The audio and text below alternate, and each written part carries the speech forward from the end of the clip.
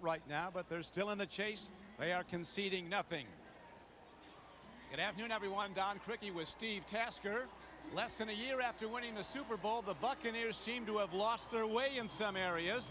As Coach John Gruden told us last season, we were the toast of the league. We led the league, and now we lead the league in distractions. And they got a big one, another big one this week, as their longtime general manager, Rich McKay, left the team. As you heard on the NFL Today, it looks as though he's going to resurface in Atlanta. Don, the Tampa Bay Buccaneers are finding out it's tough to repeat as world champions. And now we're going to take a look at the Chevrolet keys to the game. Well, it all starts for the Buccaneers. If they can keep from being penalized, they'll get a big boost right away. The Texans want to get the ball in rookie running back Dominic Davis's hands 30 times running and catching. And both these clubs have had trouble starting games. If one of them can get off to a fast start, it may be enough. We'll be back after a word from your local station. You're watching the NFL on CBS, the home of Super Bowl 38.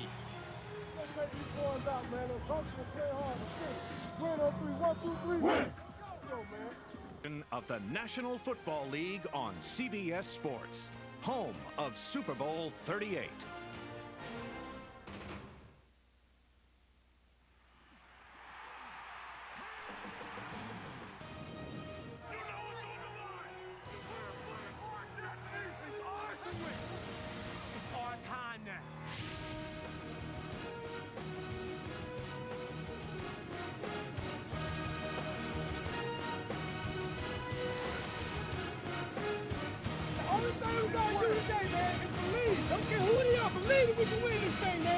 Let's go, don't let up. Sometimes you gotta take what you got. We gotta go. Let's go, we want. We gotta take it.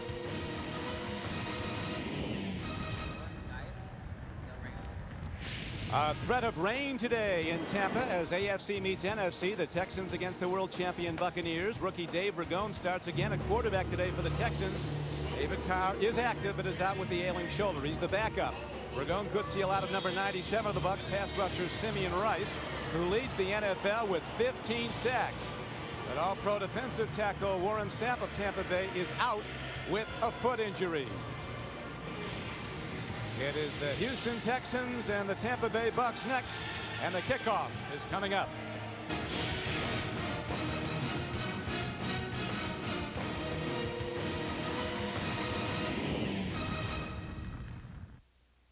Subway presents Fresh Starts, a glance at teams looking to turn heads this season. Subway, eat fresh. We gotta believe it, Ethan, gotta believe. Come on. Brian Billick's Ravens do believe, as they've scored an average of 39 points with Anthony Wright at quarterback the last 3 games. Running back Jamal Lewis leads the NFL with over 1,600 yards rushing, as Baltimore has taken sole possession of first place in the AFC North. Hey, we're back, baby. You're back, baby. Tasker back at Tampa, Florida. You see the temperature, a mild 67, but the high humidity. There was heavy rain this morning. A chance of more coming in about an hour and a half. And there is Dom Capers in his second year as head coach of the expansion Houston Texans. Already with more wins than last year. His team 5-8 despite all the injuries.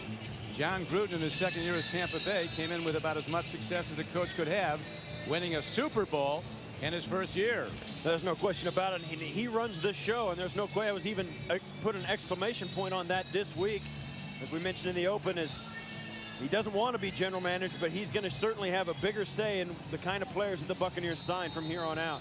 Yeah, the departure of general manager Rick McKay has been a tremendous story here in Tampa.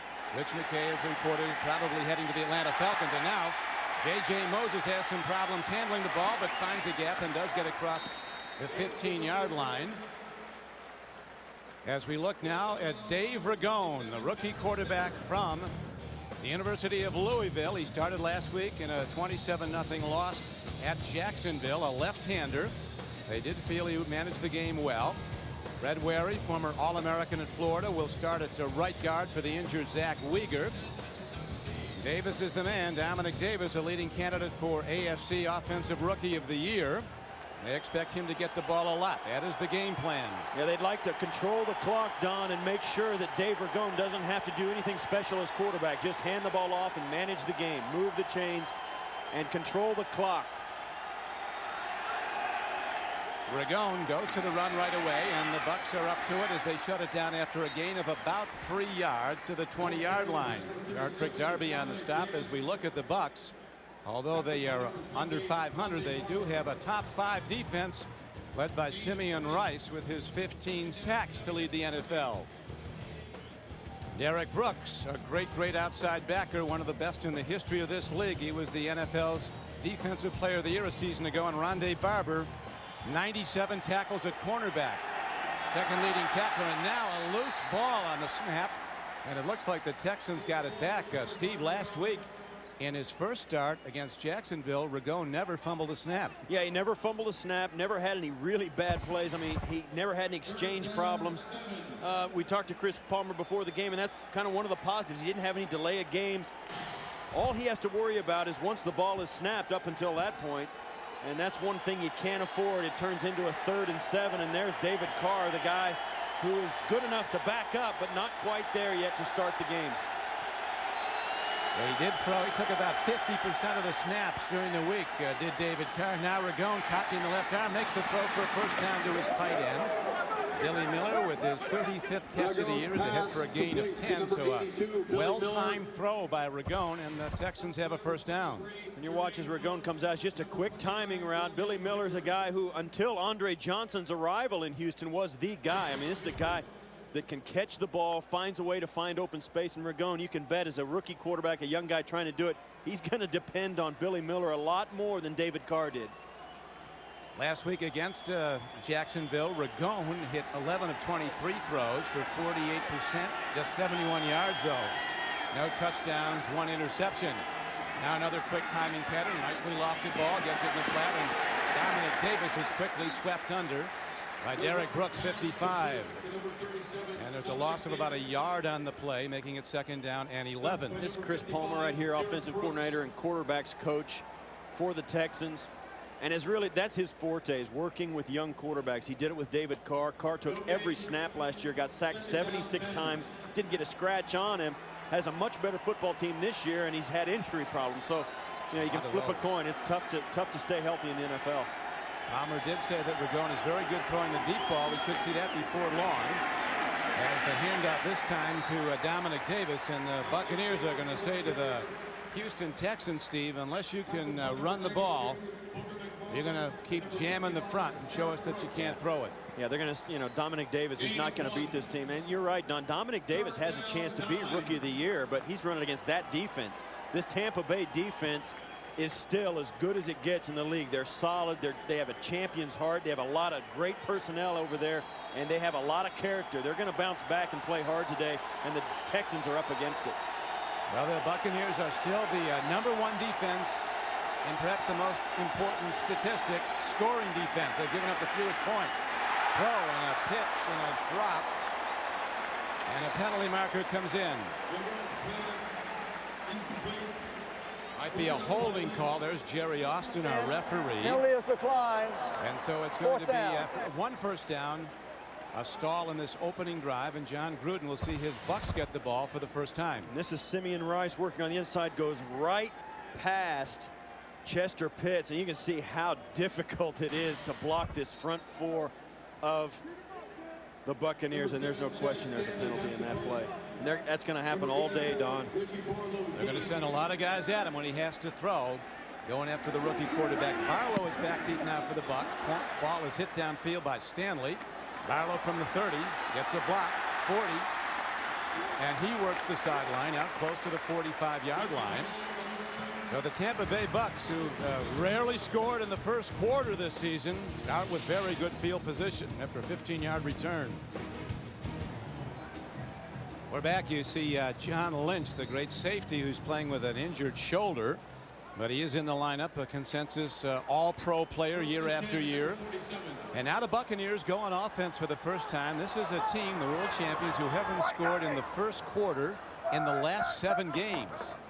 Really struggled early. They go to Thomas Jones, coming off a very good game at New Orleans. The come from behind win, and he gets the opening carry ahead for about 3 yards. 2nd and 7. Brad Johnson, regarded by many, Steve, as one of the most underrated players in the NFL. He's a terrific quarterback. Right tackle today, Cornell Green starts for the injured Kenyatta Walker. And running back Thomas Jones is going to get the ball a lot. He is averaging almost 5 yards a carry, a new acquisition after his early seasons with the Arizona Cardinals. He is way back as a deep back, and they go to him again as he cuts back and cracks the plane of the defense of the Houston Texans for an 8-yard gain and a first down. As we look now at the Texans on defense, Jerry DeLoche will be called on to provide pressure from the right side, a defensive end. Kylie Wong gets a lot of quarterback pressures as a blitzing outside linebacker. Good linebacking core. And starting today for the injured Aaron Glenn, who's out for the rest of the season, a Pro Bowl player. Kenny Wright comes in to start for Aaron Glenn. It's 1st and 10 Bucks. Double tight end formation, lone running back, and Brad Johnson changes the play. Thomas Jones turning wide, and good pursuit by the Texans as he's pounded out of bounds. Jay Foreman comes across. You might wonder why Thomas Jones got his first start last week in place of Michael Pittman. They were, quite honestly, I think they want to look at him. And plus, with Thomas Jones in the backfield, that gives them the opportunity to move Michael Pittman around. They use him as a kind of a tight end. This is the Bucs roster that has 5 tight ends on it. They use them for a variety of things, and they do so many multiple sets and so many personnel combinations. They're really tough to prepare for, and Michael Pittman gives them one more dimension, especially when Thomas Jones is the running back. As you know, Steve, Pittman's a terrific receiver, has caught 57 passes this year. Here's the throw near sideline. The ball is taken in by Ricky Dudley, the tight end. He'll be knocked down short of the first down on a 2nd down and 6 play, about a yard short. They gain 5. Marcus Coleman makes the play. And he's going to be just short of the first down as he comes out. You'll watch as he bobbles this ball. His helmet gets ripped off in the tackle, but it's amazing. They spot the ball. They spot the ball here, but they give him the catch right there. Now, he doesn't have the ball, and then they give him the spot back where the ball first touched him. So I don't know if I wouldn't challenge the spot of that ball. It's 3rd and a half a yard. It should be 3rd and about 3. Yeah, it is. It's a very short yardage, and they go to the run, and Thomas Jones drives ahead, and it looks like the linesman coming in is going to spot him with a first down. And there's no question he got the first down on that run. Steve Martin, 99, in the white uniform of the nose tackle for the Texans, signaling no, but he indeed got the first down, not by much, so the Buccaneers drive on.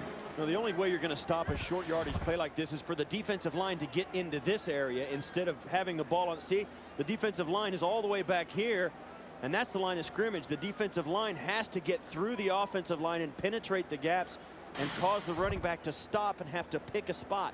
On that play, he just ran right to daylight and got the first down. And he'll be probably, Steve, running to daylight a lot. Last week, Jacksonville had 208 yards rushing against this depleted Texan defense as the Jaguars scored a 27-0 win, avenging that earlier loss Jaguars had to Don Capers' team at Houston. And as you watch this measurement, this is a Houston defense that has been absolutely, to say it was riddled with injuries doesn't do it justice. I mean, this is a defense that was ravaged by injuries throughout the year, and it hurt them. They had a quality defense a year ago, and they've been struggling this year because of that. Brad Johnson, and a 10th-year player from Florida State. He is one behind the NFL leader Peyton Manning in touchdown passes. He's thrown 22 touchdown passes. Yeah, and at this point, the Tampa Bay Buccaneers leave their offense on the field, and they're going to go for it on 4th down, and you got to agree with John Gruden on this one. This is the time to go for it. They have Thomas Jones offset now to the left, and Brad Johnson, a big quarterback at 6'5", 230 pounds, calls his own number, and he puts his head down and does get the first down. Well, if he got it, it wasn't by much. You can see it's a knack at being a quarterback who can run a quarterback sneak. You can see what happens to him. He gets up in there, your pads get all run up.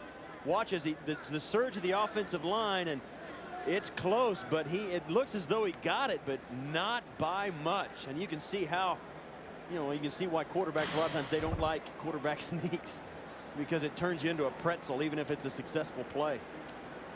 John Gruden said about Brad Johnson, we met with him, he said that my quarterback has played well. He said really the rest of our team has to play up to his level to get us back where we want to be. Well, penalties have hurt this team badly, particularly early in games, and it's not just 5-yard offside penalties either. It's 15-yard holdings, 15-yard personal fouls. Last week they got called for trying to relay a play into Brad Johnson when Sean King, the backup quarterback, walked onto the field and yelled at him. They got a 15-yard personal foul for that. So it has gone from bad to worse on the penalty column for the Buccaneers. John Gruden said our field position in the first quarter of the season has been a horror story. Here is a throw, and beautifully executed a Keenan McCardell. A slant pattern over the middle, and he takes the ball inside the 20-yard line of the Texans. A gain of 15 yards and a first down. Well, you got to know that this is still the world champions, Don, that they're playing here on their home field, and Keenan McCardell is having a great year. He may well go to the Pro Bowl. Even if it's not as a starter, he'll be on that squad in Hawaii. They've really been getting it done, but as with a lot of great teams, and John Gruden told us, it's us. It hasn't been our opponents. It's been us, and you see there, 1,000 yards. And this is 5th one. Here's a pitch back to Thomas Jones, and he finds room to run, cuts back, and he's heading inside the 5, and he's heading in. Touchdown, Tampa Bay, an 18-yard touchdown run. So that scoreless streak in the first quarter of the last 7 games comes to a screeching halt as the Bucs in their opening possession drive it down the field. Thomas Jones on the payoff end from 18 yards out. That was only the 5th rushing touchdown this year for the Bucs. You watch here off the right side, and Thomas Jones is very patient. You see him move sideways. Then when he sees it, gets right up in behind Coleman, makes the break off the ball, and carries 3 Texans into the end zone. And that's the kind of thing this Buccaneer offense can do to you. They can beat you through the air, and they can also overpower you. Well, they look good on that opening drive, and now Martin Gramatica with the extra point up and through. He has struggled a bit this season with his field goals. Seems to have worked it out, they feel, in practice this week. So there's Thomas Jones heading for the end zone. It'll be the Bucs kicking off with a 7-0 lead when we come back. On CBS is sponsored by Southwest Airlines. Friendly, nonstop service all across the country. Southwest Airlines, a symbol of freedom. The next Ford F-150, built Ford tough. And by Bud Light, for the great taste that won't fill you up and never let you down. Make it a Bud Light. Welcome back to overcast Tampa, Florida, where the Buccaneers scored in the first quarter for the first time in 8 games. And now they kick off with a 7-0 lead after the 18-yard touchdown run by Thomas Jones. And here is J.J. Moses running it back for Houston across the 25-yard line. And he'll give the Texans field position at their 28. And Thomas Jones, an 18-yard touchdown run, culminating an 8-play, 53-yard drive.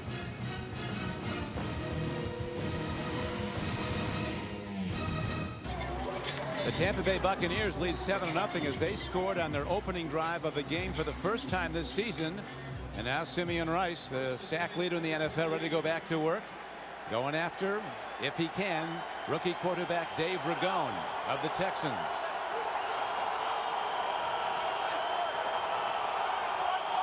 First down.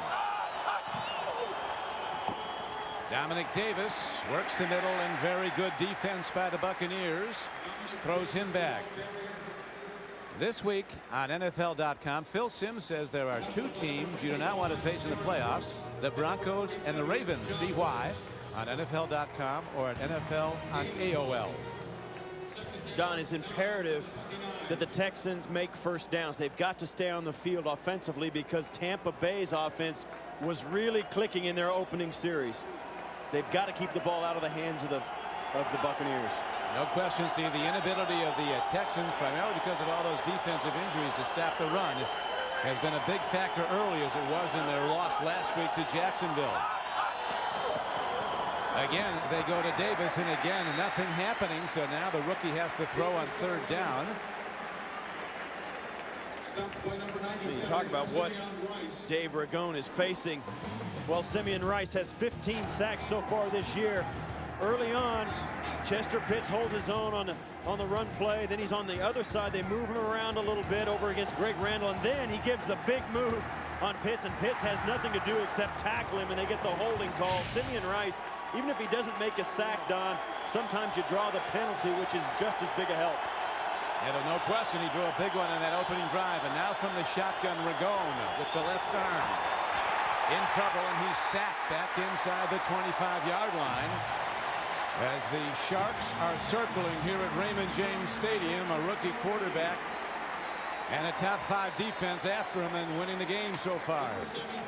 And Chartrick Darby comes in off the inside. This is Simeon Rice. Now he's going to get a lot of attention, but Darby inside of him cuts off the corner. And as Ragone steps up, he gets the sack. Chad Stanley almost had the punt block, gets it away. Barlow steps up and fair catches the ball at the 33-yard line. And so the Bucs, who scored on their first possession, will go back to work when we come back. Bell on CBS is sponsored by Dr. Pepper and your local Dr. Pepper bottler. Be you. Nothing's better. Dr. Pepper. And by T-Mobile. Get more minutes, more features, more service. The MetLife blimp Snoopy 1 is cruising the skies above Tampa Bay to provide aerial shots of Raymond James Stadium. The blimp typically cruises at a speed of 35 miles per hour at an altitude of 1,200 feet. Just below the storm clouds which have been hovering here in this part of Florida. Heavy rains earlier in the day, but clear right now. No rain since the start of the game. Buccaneers go right back to Thomas Jones like he shot out of a gun. They, of course, are making a decision if he's going to be their go-to runner of the future in the last year of a contract after coming here from Arizona. And he has looked tremendous in the recent weeks. Yeah, and that's that kind of thing will keep you in the lineup as well. Some guys, they are mathematically not out of the playoffs, but there's no question they've got to win out and get a little help. You see there, their first drive today, 53 yards. They had only gotten 46.6 for the rest of the season. And a straight ahead run is good for a first down, as right now we're going to find out about the Jaguars and the Patriots in cold New England as we go to Jim Nance. Jim? All right, thank you, Don. And New England scores on its first possession. That's the first time the Patriots have pulled that off in 19 games. It's Brady to Graham. It's 7-3 first quarter lead for the Patriots. So let's go back to Don and Steve. Thank you, Jim. We asked Vic Fangio, defensive coordinator of the Texans, who's the best team you've seen this year. He said that we played it. Yeah, he said New England. I have to agree with that. Brad Johnson makes a throw to an open receiver. That is Michael Pittman out of the backfield with his 58th catch of the year. Ahead for 8 yards, and it'll be 2nd and 2. Well, there you see why Michael Pittman can still be a part of this offense, even though he's not the starting running back. As Thomas Jones comes in, Michael Pittman can be split out. He runs excellent routes out of the backfield, and he can win.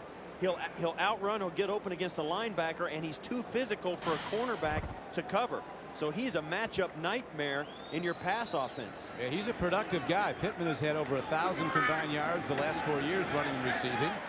He gets the call now. He knows that that starting RB job, running back job's on the line as he's competing hard with Thomas Jones, and now Pittman bangs it ahead for a first down. Foreman and Peak were on the spot for Houston. There's no question that this Tampa Bay offense has more changes and shifts and personnel combinations perhaps than anybody in the National Football League. And that's what happens when your head coach makes it a personal point to be the offensive guy who calls the plays. He's going to play around with it. And this offense, when they're clicking, they're a handful. It's enough just before the snap just to get lined up as a defense, let alone think about who's got the football. Brad Johnson has thrown to 20 different receivers this year. He is such a good player. Now the ball is caught and lost. Is it live? It is not. Ruled an incomplete pass. Kenny Wright coming up to put a hard hit on. And Keenan McCardle right at the top of your screen. This is a guy who really, since they suspended Keyshawn Johnson or told him to no thanks but no thanks, Keenan McCardle, I think, is a guy that has been able to step up and fill that void. I mean, he was really, I think, the #1 guy before Keyshawn left, and nobody wanted to admit it. He's a better player. He gets better separation. He's more consistent week in, week out. And he's a guy that I think Brad Johnson is finding out he can depend on him even more. Well, he's caught 72 this year. He's a product of Houston High School football. McCardle played at Waltrip High, was a great quarterback there before going to UNLV and becoming a receiver. Brad Johnson's pass is batted down in the pocket. And this really brings up the first 3rd and long that the Bucs have faced. So it's sent back at Johnson. Yeah, Steve Martin right there getting it up. He had plenty of room, plenty of time to throw that football, but sometimes the defensive line, even if they don't get a sack, can make the play. Brad Johnson, as you know, Steve, has many good things as a quarterback. One thing he is not good at is running the ball. He's not real mobile. Yeah, that quarterback sneak on their first series is about as mobile as he'll get. That's about his average, about 1 yard rushing the ball. Here is a throw to Pittman, doing what he does best. The third down throw, though, 3rd and 10 will come up short of the first down. It'll be 4th and about a yard. I think they'll probably go for this one as well. Their offense is really playing very well, but they've got to hurry. 8 of 9. Play clock's running, and Gruden says stay out there. They're going to go for it. He's still got plenty of time. Play clock down to 22. So with all this success running the ball already, Jones has run 7 times for 45 yards.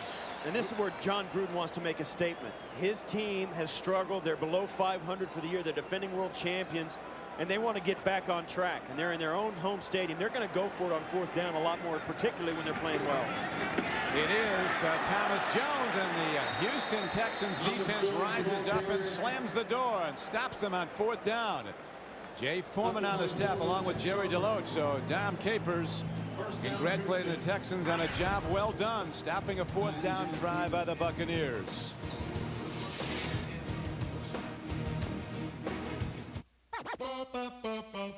Yo, don't let up! Boom, boom, boom! Let's go! Well, I don't know if he's in love, but I think he loves game day.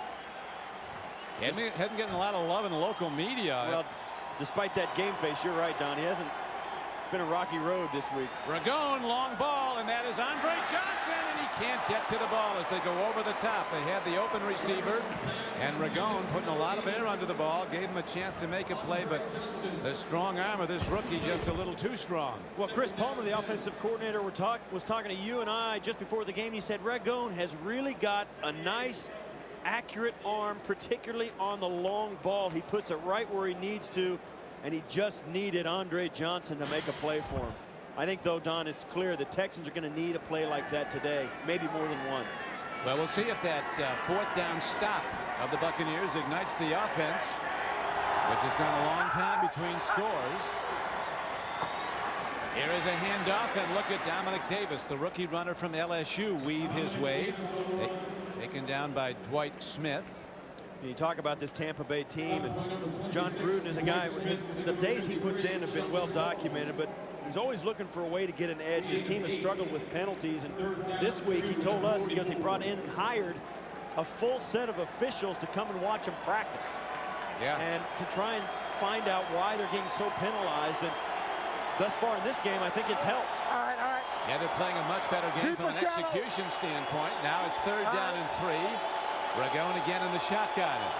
Here comes the rush. They come with 4 men, and he is swept under and loses the ball. It is recovered by the Texans. They'll have a chance to punt it. This time it was Greg Spires, a former Florida State standout, putting the heat on along with Booger McFarland, number 92. What you're going to watch is the left side of the line just collapses, and Spires and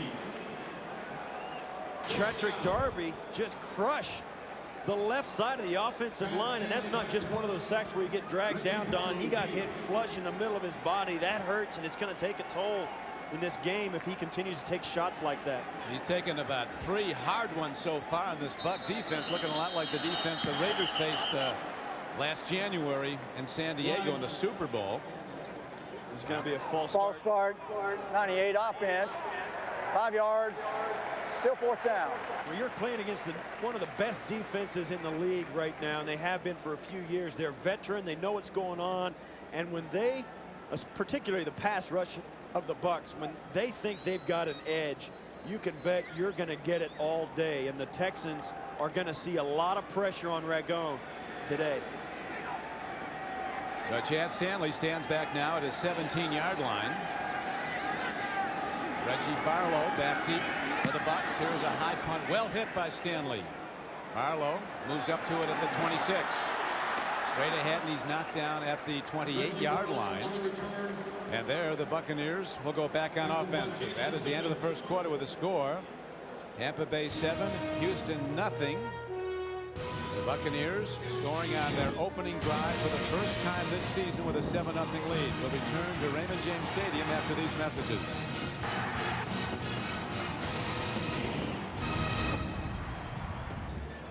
Monty Kiffin, the outstanding defensive coordinator of the Tampa Bay Bucs, working with his guys who've done a big job so far in this game. And now the Buccaneers, who've not won 2 games in a row all season, start off again leading 7-0 as we begin the second quarter.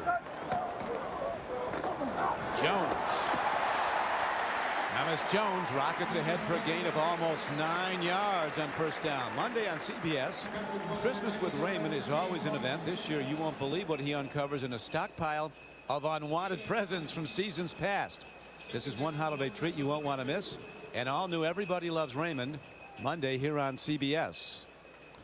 Ball positioned on the run by Thomas Jones at the 42-yard line. Second down and just over 1.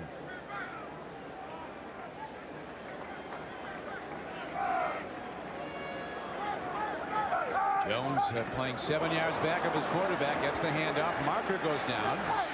If the play goes, he worked for enough yards to get the first down. Offside, 99 defense, 5 yards. Result. Now let's go back to Jim Nantz in New York for this update. All right, thank you, Don. I know it's 67 degrees down there in Tampa. You might have a hard time getting home tonight. This is the scene at Giant Stadium. Football follies time as Chad Pennington gets sacked. Slippery football and all the snow continues to fall. Let's go back to you. Don, I played in Buffalo, and let me tell you, there's a double-edged sword. It's a lot of fun to play in a game like that, but then again, it's not all that fun at certain times. What a crazy game that makes it. And now here is the handoff to Thomas Jones, and again he's ahead for yards with that burst. Well, you played in Buffalo for 12 years. I grew up there, and as they used to say in Buffalo, the only people that can withstand a Buffalo winter are native Buffalonians and other fur-bearing animals. It's rough. It is rough. It is rough. Yeah, 10 inches of snow in Buffalo is a dusting.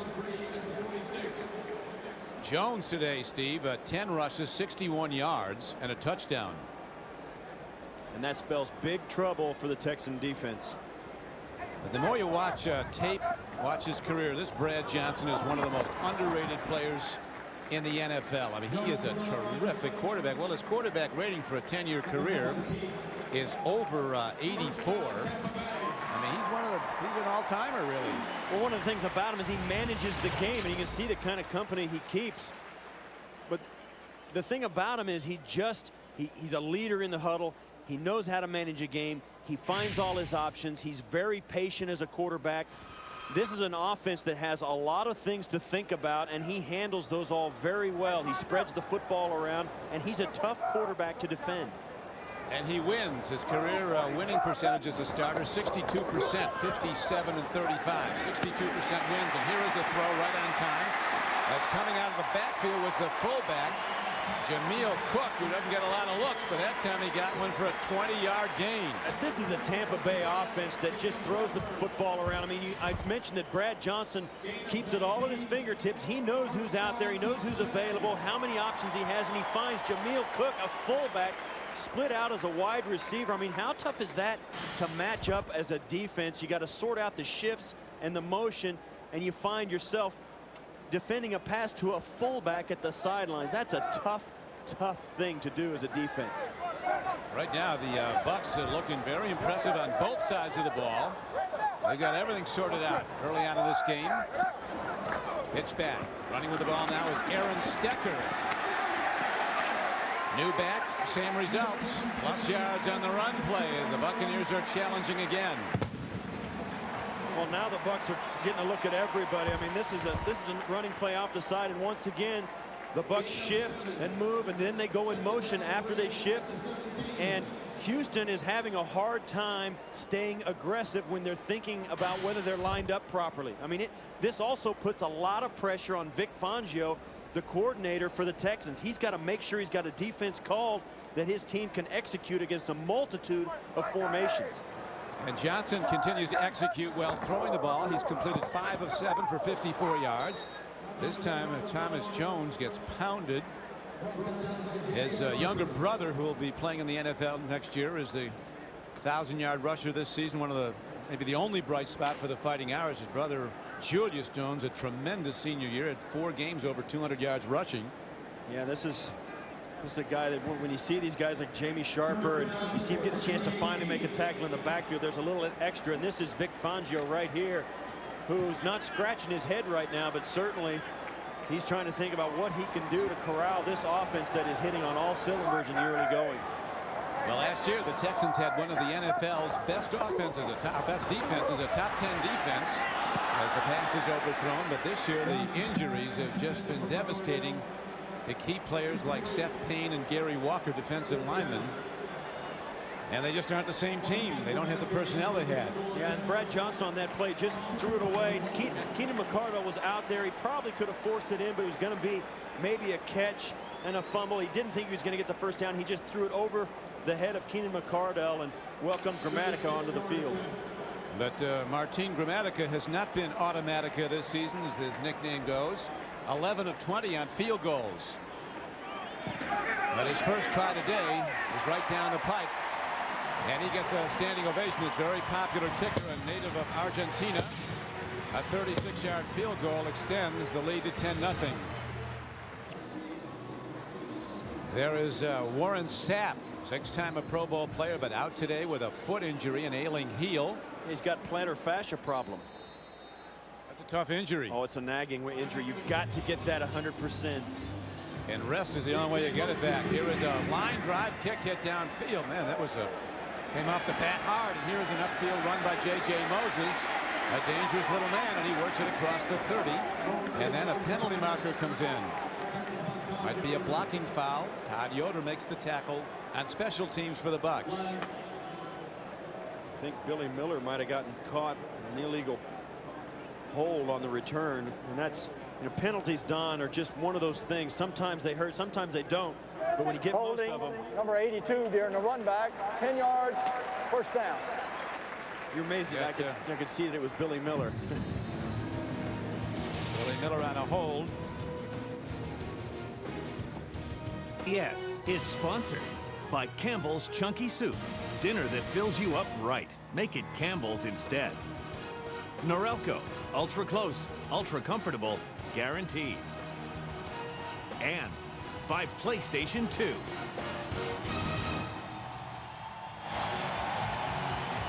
Maybe the Buccaneers are taking no prisoners today. A 10-0 lead.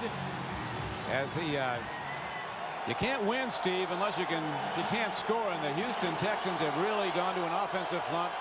No points in the last 6.5 quarters. No points at all. Ragone buys some time with his feet. Long ball. He's got a guy. Andre Johnson had it and lost it. Would have gone for a 60-yard gain, but Johnson diving at the ball, the former All-American from Miami of Florida, a former Rose Bowl MVP for the Hurricanes.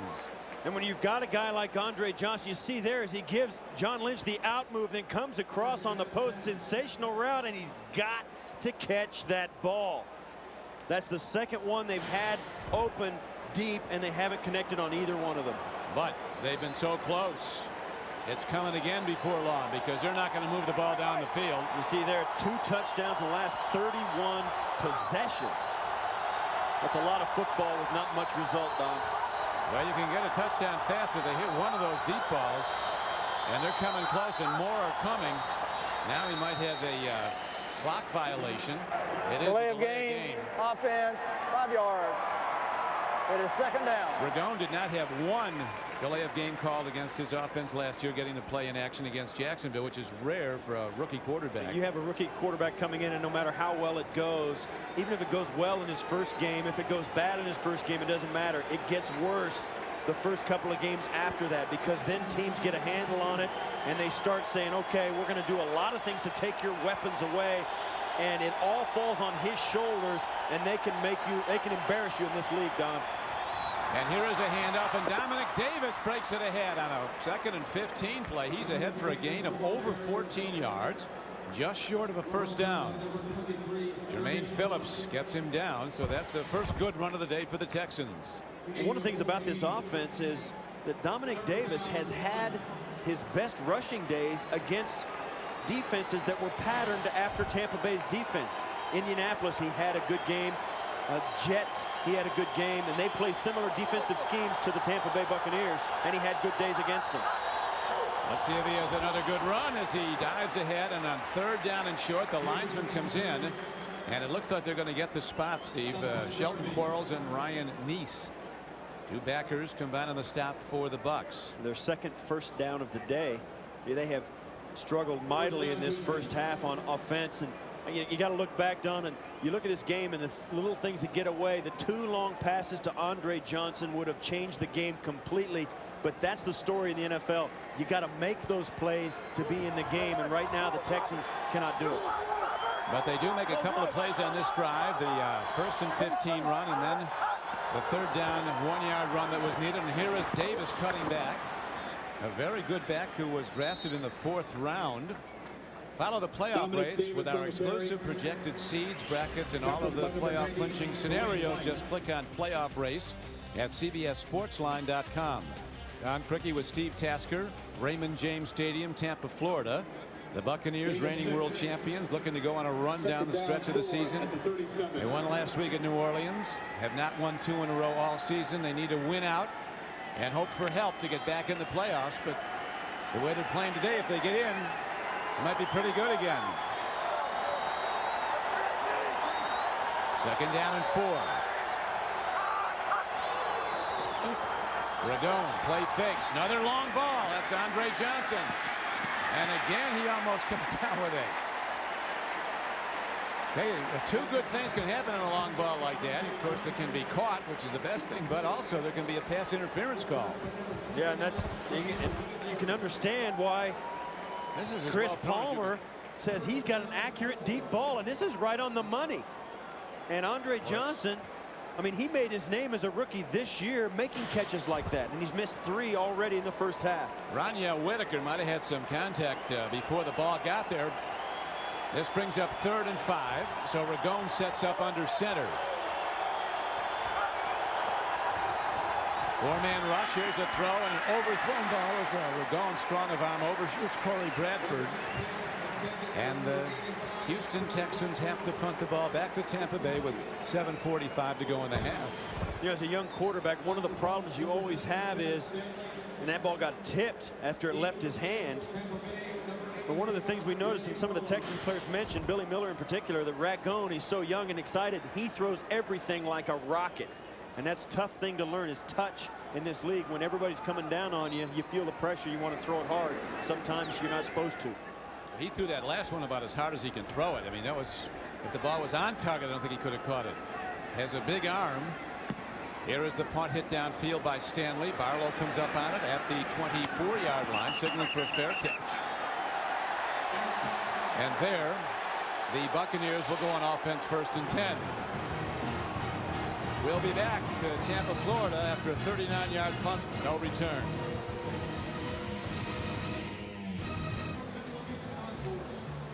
The quarterback trust. Counseling Dave Ragone, David Carr off to the right. Trying to find answers. The one thing that's looked real close to being sensational for the Texans is the deep ball. They've almost hit 3 of them. And they've been trying to go deep, and I think it's a smart move. Get that defense backed out of there and give Dominic Davis a little more room for the run game. As long as you continue to go deep and just miss, they've still got to defend it and spend a lot of attention doing so. We're going to see more of it. Now it's Brad Johnson looking over the middle, and he fires a strike, hitting Charles Lee, the guy who stepped in as the starter after the dismissal of Keyshawn Johnson. Charles Lee caught 16 passes in the previous 3 games, and his first catch of this day is good for 14 yards. Yeah, and that says a lot about, well, considering what's happened in Tampa Bay this week, it says a lot about the personnel people with the Tampa Bay Buccaneers. To have a guy step in when you lose a guy like Keyshawn, step in and catch 16 balls in the first 3 games of his career as a starter. Yeah, they really like him. He's big, Charles Lee, at 6'3", 228. Was originally a draft choice of Green Bay. Here's a throw and a catch, and how in the world did Lee come down with the ball? As the hit was made as soon as the ball arrived by Marcus Coleman, and yet Lee makes another play. And this is a quick timing route. You see at the top as he's going to come in. Watch Coleman jump right on it, and he hits him, no question, before the ball gets there. But the ball is so well thrown, just traps it against his chest, and it's a 9-yard gain. I mean, that's a great offense, and that's guys who just know each other. And I think this is a guy that surprisingly Brad Johnson throws to like that and trusts him. And they trust Johnson. He's hit 7 of 10 for 77 yards. Here's a handoff, and Thomas Jones is taken down for a loss of 2 yards on a 2nd-and-1 play. Jamie Sharper runs him down, the #1 tackler for the Texans. That's a great play by Sharper. He knifed through and had to catch Jones from behind. Watch as he comes right through the gap as they try and cut him at the line. He sidesteps it and gets right into the backfield. And that's the one thing about it, Dom. Everybody in this league can run. These linebackers, especially for the Texans who run the 3-4, they can run all over the field. Look at the numbers for Jamie Sharper. 11 tackles today. And that's in the first half. Somebody's playing good over there. And he's also a pass rush threat. He's got 4 sacks this year. Here is a throw and a catch. Out of the backfield, Michael Pittman is on the run inside the 20. Looks for a block. Help is going to come back. And the whole thing is coming back. There are 2 penalty markers down from the area where Brad Johnson threw the ball. Yeah, they got a hold right before Johnson throws the ball. If he doesn't throw it, he throws it, he's sacked. 10 yards. Repeat, 3rd down. No question, it was a good call. Both officials threw the flag. They got horse collared right at the point where they're about to sack Johnson, and that's just an offensive lineman getting desperate. This is Coleman right there. Watch as he's working right there against Junior Ioane, and he just pulls him, and he tries to get away from it, and it's right in the face of the officials, exactly what they're looking for, and that's a costly one. Sure was. It negates a 48-yard gain. You talked, Steve, about working with those team of officials during the week. Well, it's paid off. That was the first penalty of this day against the Bucs. Well, forget the 40. It's not only 48 yards, it's 58 yards because they lose the 48-yard gain and plus 10 yards, and they got to play 3rd down again. That's what's killed them all year. That's very good math. And here's a dump off to Thomas Jones, and he gets ahead for a 1st down on 3rd down and 14. Little slip screen over the middle to Thomas Jones is good for 17 yards and a 1st down. And that's got to be demoralizing for the Texan defense. Even brought the sun out a little bit here. And Brad Johnson, I mean, this is a championship football team. The Bucs come out, they get a 3rd and 15. They don't even miss a play. They don't get the delay of game. They get back to the huddle. They know they're disciplined. You see a lot of teams that have a big play like that. They can't even get the next play off because they're disgusted. They huddle up. They come out, run a slip screen, 1st down. That is a championship team that can do that. Yeah, that's impressive. Making the 3rd down conversion on a 3rd and long after a penalty. And here is a pump fake, and now Brad Johnson fires the ball away. Somebody might have got a piece of his face mask when they took a swipe at him. We'll see what Jerry Austin says. It's going to be a 5-yard face mask penalty. Face mask, 5 yards. Repeat, 1st down. Inadvertent face mask. You'll see them swipe at him trying to tackle him. And this Kylie Wong right here. He's going to give him. You'll see as he reaches out, he just gets the face mask. And they're going to call it, especially in a quarterback. It's a good call. It is a good call. The rule is very strictly enforced. Even he hit him in the head, which could be construed as a personal foul. He got lucky with a 5-yard face mask penalty. The Bucs and the Texans met in the preseason last August. Tampa Bay defeated Houston 34-3 in that game. Today, as you see, when it counts, it's 10-0 Tampa Bay. Jones breaks a tackle out of the University of Virginia. He was the 7th player picked in the entire draft when he got him at UVA 4 years ago by the Arizona Cardinals. Had some injury problems there. Was not productive a few other years. He was a great signing by this team. I'll tell you what, Don, when you're picked in the draft that high, there's always one thing that all those guys have in common. They're almost freakish in their athletic ability. I mean, these guys test out running, jumping, strength, coordination at the top of the food chain. And they may get some things wrong about them, their character or the way they run or whatever, but I'll tell you what, physically they're special. You can't play in this league unless you can run, no matter what the position. And now Johnson spots an open receiver. Look at that snag. Ricky Dudley who has never been the producer they thought he'd be when he came out of Ohio State. That time makes a big league play, a hands grab, fingertip catch for 9 yards and a first down. Ricky Dudley's another former high #1 draft pick, a tight end. You see there as he turns, and that's a basketball play right there. A guy who sees on the fast break the ball's behind him, spins his whole body, gets both hands back there. That's a fundamentally perfect way to catch a pass like that. If you got hands like that, well, he was a 2-year starter for the Ohio State basketball team also. That good an athlete is Ricky Dudley. Timing throw, a beautifully connected pass is over the middle. The ball goes to Keenan McCardell. And with the sharp passing of Brad Johnson, good for an 11-yard throw there. The Bucs drive on. He's right here. Is he going to come in working against Coleman? Gets him to lean, turn his feet outside, cuts back underneath him, and that's all the space you need on a quick throw. And this is a veteran, 12 years playing wide receiver in the NFL. Don, you learn a lot of things running that many routes at this level. He's been a terrific player for a long time, Keenan McCardell. Johnson pump faking, goes to the end zone. Incomplete. It was coming out of the backfield was Michael Pittman, the running back. Marlon McCree, the free safety of the Texans, running with him. And this is the matchup you get, and they had the pump fake, the hesitation and go, and Pittman running. You can see how well he tracks that ball just like a receiver. That's why he's out there. You get him matched up against a safety, and smartly the Texans play McCree off of him because you can't bump a guy like Pittman up at the line. Pittman will pick you up and throw you into the stands. He's a strong guy. Rushing for over 700 yards this year at 4 a carry. Now he has 58 catches this year with 1 today. Johnson pitches back on 2nd and 10, and a terrific play coming up from the corner is Kenny Wright. Starting for the injured Aaron Glenn, as we're down now to the 2-minute warning in Tampa, Florida. The world champion Buccaneers hold a 10-0 lead. On CBS is sponsored by Peter Pan. This Christmas, discover the timeless story as you've never seen it before. Starts Christmas Day. And by Coors Light, the official beer sponsor of the NFL. Cold, down, easy. Coming up on the Nextel halftime report, join Jim, Dan, Dion, and Boomer for all of today's NFL scores, stats, and highlights as we start down the stretch run of season 2003. And the 10th play of this drive is coming up now for the Tampa Bay Bucs. Gruden's team starting this drive back on their 24-yard line. He mentioned earlier about the horror show that start positions have been for his team, particularly in the first half this year, due in large part to an inordinate number of penalties. The only team coming in with over 1,000 yards in penalties assessed against them were the Bucs. Here's a throw, and coming back at the ball is McCardell. Linesman comes in, and it's going to be right at the spot for a first down, so it'll be 1st and goal. McCardell makes a 13-yard catch. Well, if you're the Texan defense and you've got the Bucs twice on this drive converting 3rd and 10 plus, you're struggling in all phases. I mean, the Bucs have run the football well, and even when the Texan defense is successful on 1st and 2nd, the Bucs have converted 3rd and long. They've got to find a way to get this Buc offense off the field. Houston's defense ranks 31st in the league starting today.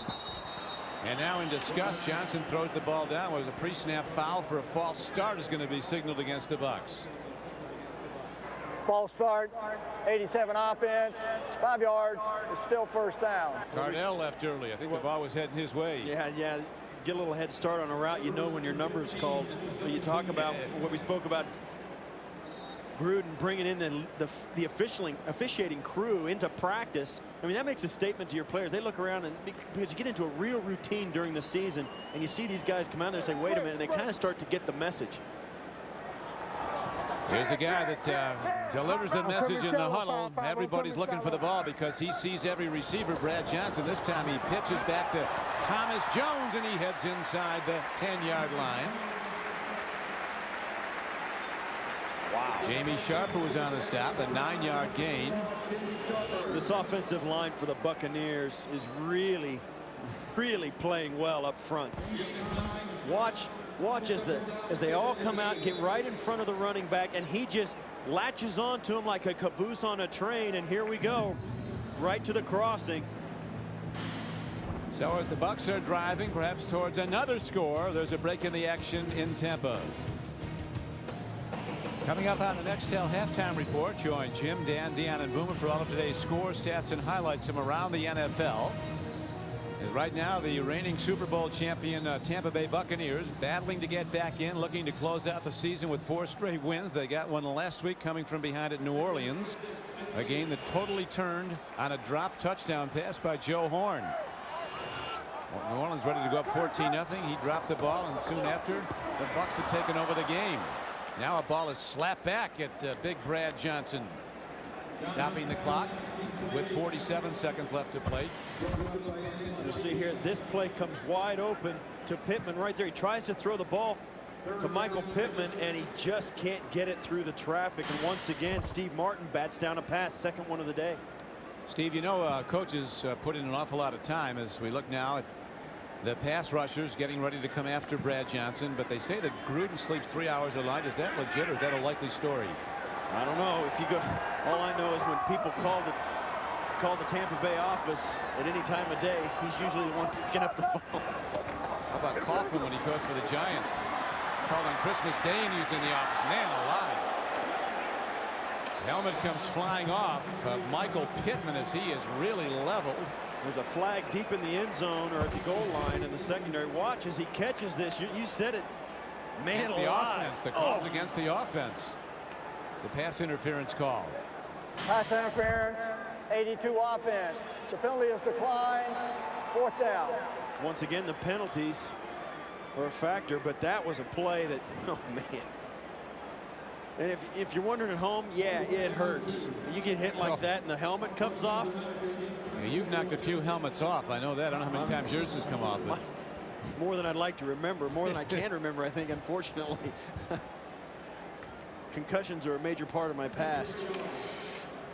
Well, you're functioning well. You've bounced back nicely. I gotta get by, I guess. But here is Grammatica now, who hit from 36 yards, trying from 23. Tom Tupa, his holder, said he's been working on keeping his head down. He's talking to him at practice Friday. So Martin, the Argentine, is in good form today. A very beloved figure in the Tampa Bay area, and he extends the Buccaneers lead to 13-0. He'll kick off in a moment. Brad Johnson walks the sidelines, having engineered the Buccaneers to a 13-0 lead. Grammatica ready to kick off. He's hit 2 field goals in as many tries. Thomas Jones scored on an opening drive 18-yard touchdown run for the game's only touchdown. Here comes J.J. Moses for Houston. Man alive. There's some hitting today. After Pittman just had his helmet knocked off by a Texan, little J.J. Moses gets popped. Don, that, I remember I covered kicks for a long time, Don, and that just makes your whole week as a coverage guy. That was Phillips, Jermaine Phillips, a second-year player from Georgia. You lay awake in bed after the game, going to sleep that night, you just smile for that hit. Brings happy memories, if you have any. All right. Now let's see what Dave Ragone can do with only 26 seconds left. We know he'll be going deep, or won't he? Now he hands off up the middle, and Dominic Davis gets some plus yards, but the clock continues to run down to 19 seconds, and the Houston Texans call timeout. So Don Capers will counsel his young quarterback while we're away. On CBS, this kidnapping was supposed to be a game, but somebody wound up dead. And now CSI must find the missing player. Don't miss an all-new CSI Miami Monday here on CBS. Back to the run go the Houston Texans with time winding down and out here in the first half. Don, I got a question. If there's 19 seconds left, you're going to call a timeout. Why would you run the ball after that? And they call another timeout. I don't understand. If you're going to call a timeout, throw it deep. Says his team, they've called consecutive timeouts, but they continue to run the ball right up the middle. Now it's 1st and 10. And they run the ball right up the middle. Not for much as Hollings runs it this time. And now they call their 3rd timeout. Why are they doing this? I do not understand. If you're going to call a timeout and run the ball, what are you trying to save time for? We're back, and this will be the final play of the first half. As Ragone takes a look, throws it out at him, and Miller catches it. And goes out of bounds as time runs out, so that will do it. That is the end of the first half with the score Tampa Bay 13 and Houston nothing. An 18-yard touchdown run by Thomas Jones, the only TD of the first half. Jim Nantz and company will be waiting for you with the Nextel halftime report after this message and a word from your local station. You're watching the NFL on CBS, the home of Super Bowl 38.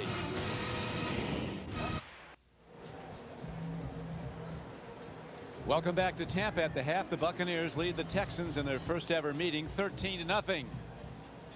Down Cricket with Steve Tasker. The Houston Texans had -3 yards passing.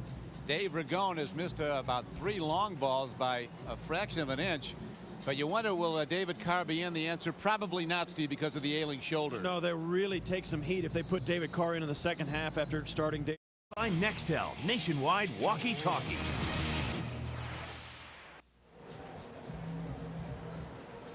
Welcome back to Tampa. At the half, the Buccaneers lead the Texans in their first ever meeting 13-0. Down Cricket with Steve Tasker. The Houston Texans had -3 yards passing. Dave Ragone has missed about 3 long balls by a fraction of an inch. But you wonder, will David Carr be in? The answer, probably not, Steve, because of the ailing shoulder. No, they'll really take some heat if they put David Carr in the second half after starting Dave Ragone because David Carr was injured. This is a team that has been totally dominated in the first half, have the Texans, and David Carr, I don't think you want to risk him going in there. His shoulder is not 100%. He's there as a backup, strictly as an emergency guy in case Ragone gets hurt. But if you put him in, you're putting him at risk. They've been sacked twice, but Ragone has been knocked around a lot. He has been under pressure. The Tampa Bay Buccaneers defense has really come today, and they're going to continue in the second half. Anybody who's back there as quarterback for the Texans is going to be under a lot of pressure. Yeah, talking to some of the Tampa Bay Buck people at halftime, like Scott Brantley, a former linebacker, who's now one of the broadcasters. He said this is as good as they've looked in a long time. Well, they won their game last week against New Orleans. They have not won 2 in a row. And I'll tell you what, this is a Tampa Bay team that has still got championship quality players on it. They play like champions. They lost a game earlier this year because they missed an extra point at the end of regulation. They blew an 11-point lead against Indianapolis late in a ball game. Otherwise, they're 7-5, not 5-7. And that says a lot about the quality of play in the National Football League. It is unbelievable. A missed extra point in the Carolina game has kept them from being 7-6 and tied for first right now. Here is Stecker going wide, and he takes a hard jolt. If we look at the halftime stats, Evans coming down to make a hard hit. And it's not pretty for the Texans. -3 yards for half. You need more than that out of your quarterback. And as you mentioned, he missed a couple of long pass plays to Andre Johnson. And you know what? I put those passes not on Ragone, but on Johnson. Andre Johnson had those balls, or 2 of those balls, in his hands, and they were very catchable. And Dom Capers, you know, this team and the injuries that they have sustained throughout the course of the season has just finally caught up with this club late in the year. There's Andre Johnson flipping a football around. He's going to be back in there before long, looking to get a deep ball as the Tampa Bay Bucks now intent to run the ball. The ball slammed right at them. Jay Foreman makes the stop. Thomas Jones runs again. Well, this is the dominating performance of the Buccaneers in the first half. 12-17 for Brad Johnson. Thomas Jones has been very effective. 16 rushes for 69 yards and an impressive touchdown run. And then, of course, Keenan McCardell continues to be very productive for the Bucs in their offensive passing game. And that guy can get it done. He's done it for a long, long time in this league. McCardell in his 12th year out of UNLV and out of, we mentioned, Waltrip High School in Houston. Johnson, quick timing throw. He's right on the numbers, and then cutting back. There's some lost yardage. It'll bring up 3rd down and about 3 as Pittman gets the ball and is quickly tackled by number 43 of the Texans, Wright. And I'll tell you what, Pittman has gotten a lot of balls thrown his way today. He's run the ball once or twice out of the backfield as a regular running back, but he's turned into a wide receiver.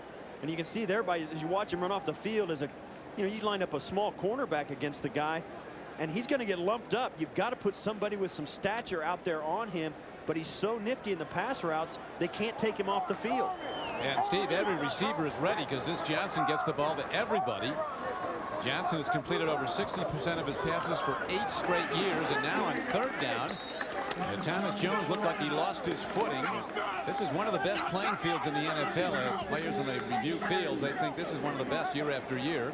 There was a real gully washer here this morning, Don. I mean, it rained hard for a long time, but the field was covered, and we were down on the field for about an hour before the game this morning. It's in great shape. It really is. Now, even though Jones lost his footing there, this field is dynamite.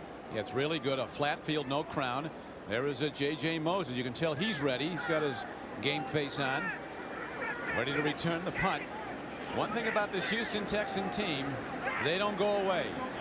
They will fight it out till time runs out. Here's a punt hit downfield, a booming punt. J.J. back to the 16, 25. Looking for room to go, and he dives out to the 29-yard line. Aaron Stecker gets him on the floor. And it will be 1st and 10 as the sun breaks through now after a 56-yard punt and a 13-yard return. You see there's a flag at the line of scrimmage. It looks like it was just as the punt got away. There'll be an interesting call. This is one of your favorites, I know. The play. The player was turned on his own. There's no holding. Thank you, Jerry Austin. So Tom Tupa with a booming 56-yard punt, a net 43 after the return.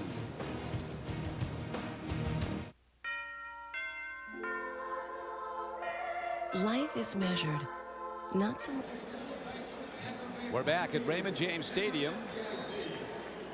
As right now the Tampa Bay Bucs go on defense, a top 5 defense, #1 in the NFL entering this game in scoring defense. They've given up the fewest points in the league this season.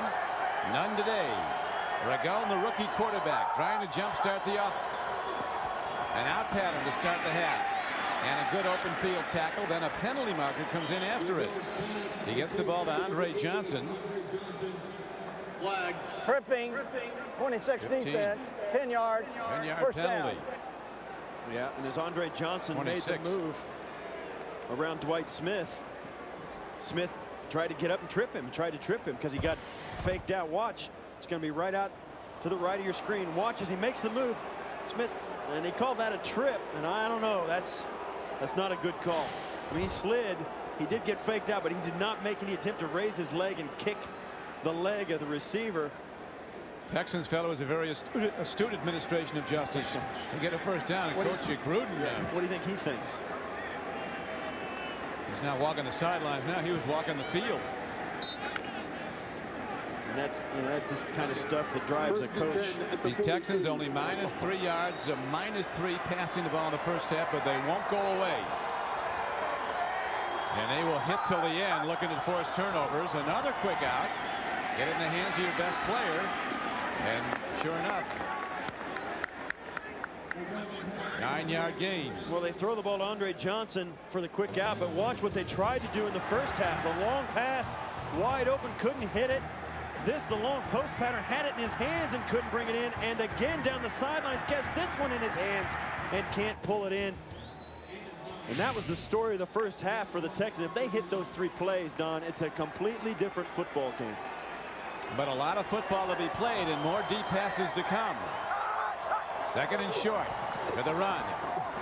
Dominic Davis breaks into the secondary, and he's still working at it as he gets his way all the way down into the 33-4-yard line and breaks it for a first down. Lynch and Rondé Barber on the stop, but it's a 15-yard gain. And you'll see here as he comes right down in this area, he's going to be very patient. Watch as he cuts back and the offensive line pull around. Todd Washington gets the great kick out block, and he cuts right back up inside of Washington's block. Right there you can see the room he has to run, and that's what an offensive line is supposed to do. And that's the adjustments you try and make at halftime to kind of try and find some of that space. Well, he's getting some space. This is the first time on this drive that the Texans have been across midfield on offense in the game. First down. Ragone. There's the long ball. Andre Johnson.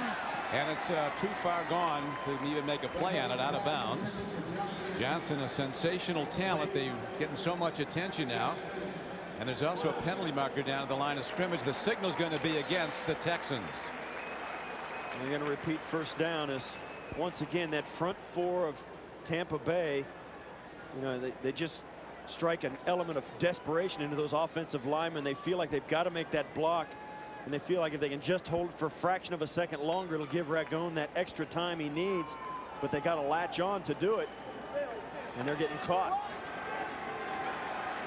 And that puts them in difficult position now. It is first down and 20 from the 44-yard line for the rookie quarterback.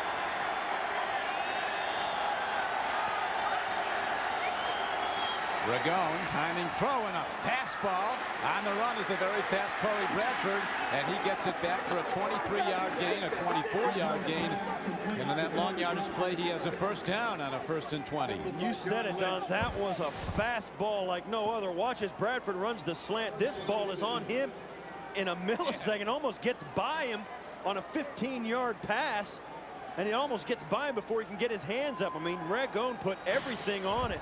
And that's one of the things they say. Ragone has a great arm, and Corey Bradford pulled that in. It's a great reception, a big play. They needed it just the right moment. The 3 touchdowns that Bradford have scored, the average yardage on those 3 touchdowns, 72 yards per touchdown catch. And now Ragone, with his best chance today to get up points, wants to call a timeout with 10 minutes to play in the 3rd quarter. On CBS is sponsored by Southwest Airlines. Friendly nonstop service all across the country. Southwest Airlines, a symbol of freedom. Wendy's Wild Mountain Chicken and Wild Mountain Bacon Cheeseburger. It's better here. And by Cadillac, bold vehicles defying convention.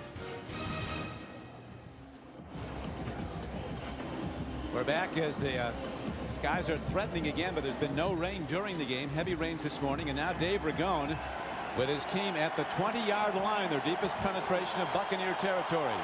First down.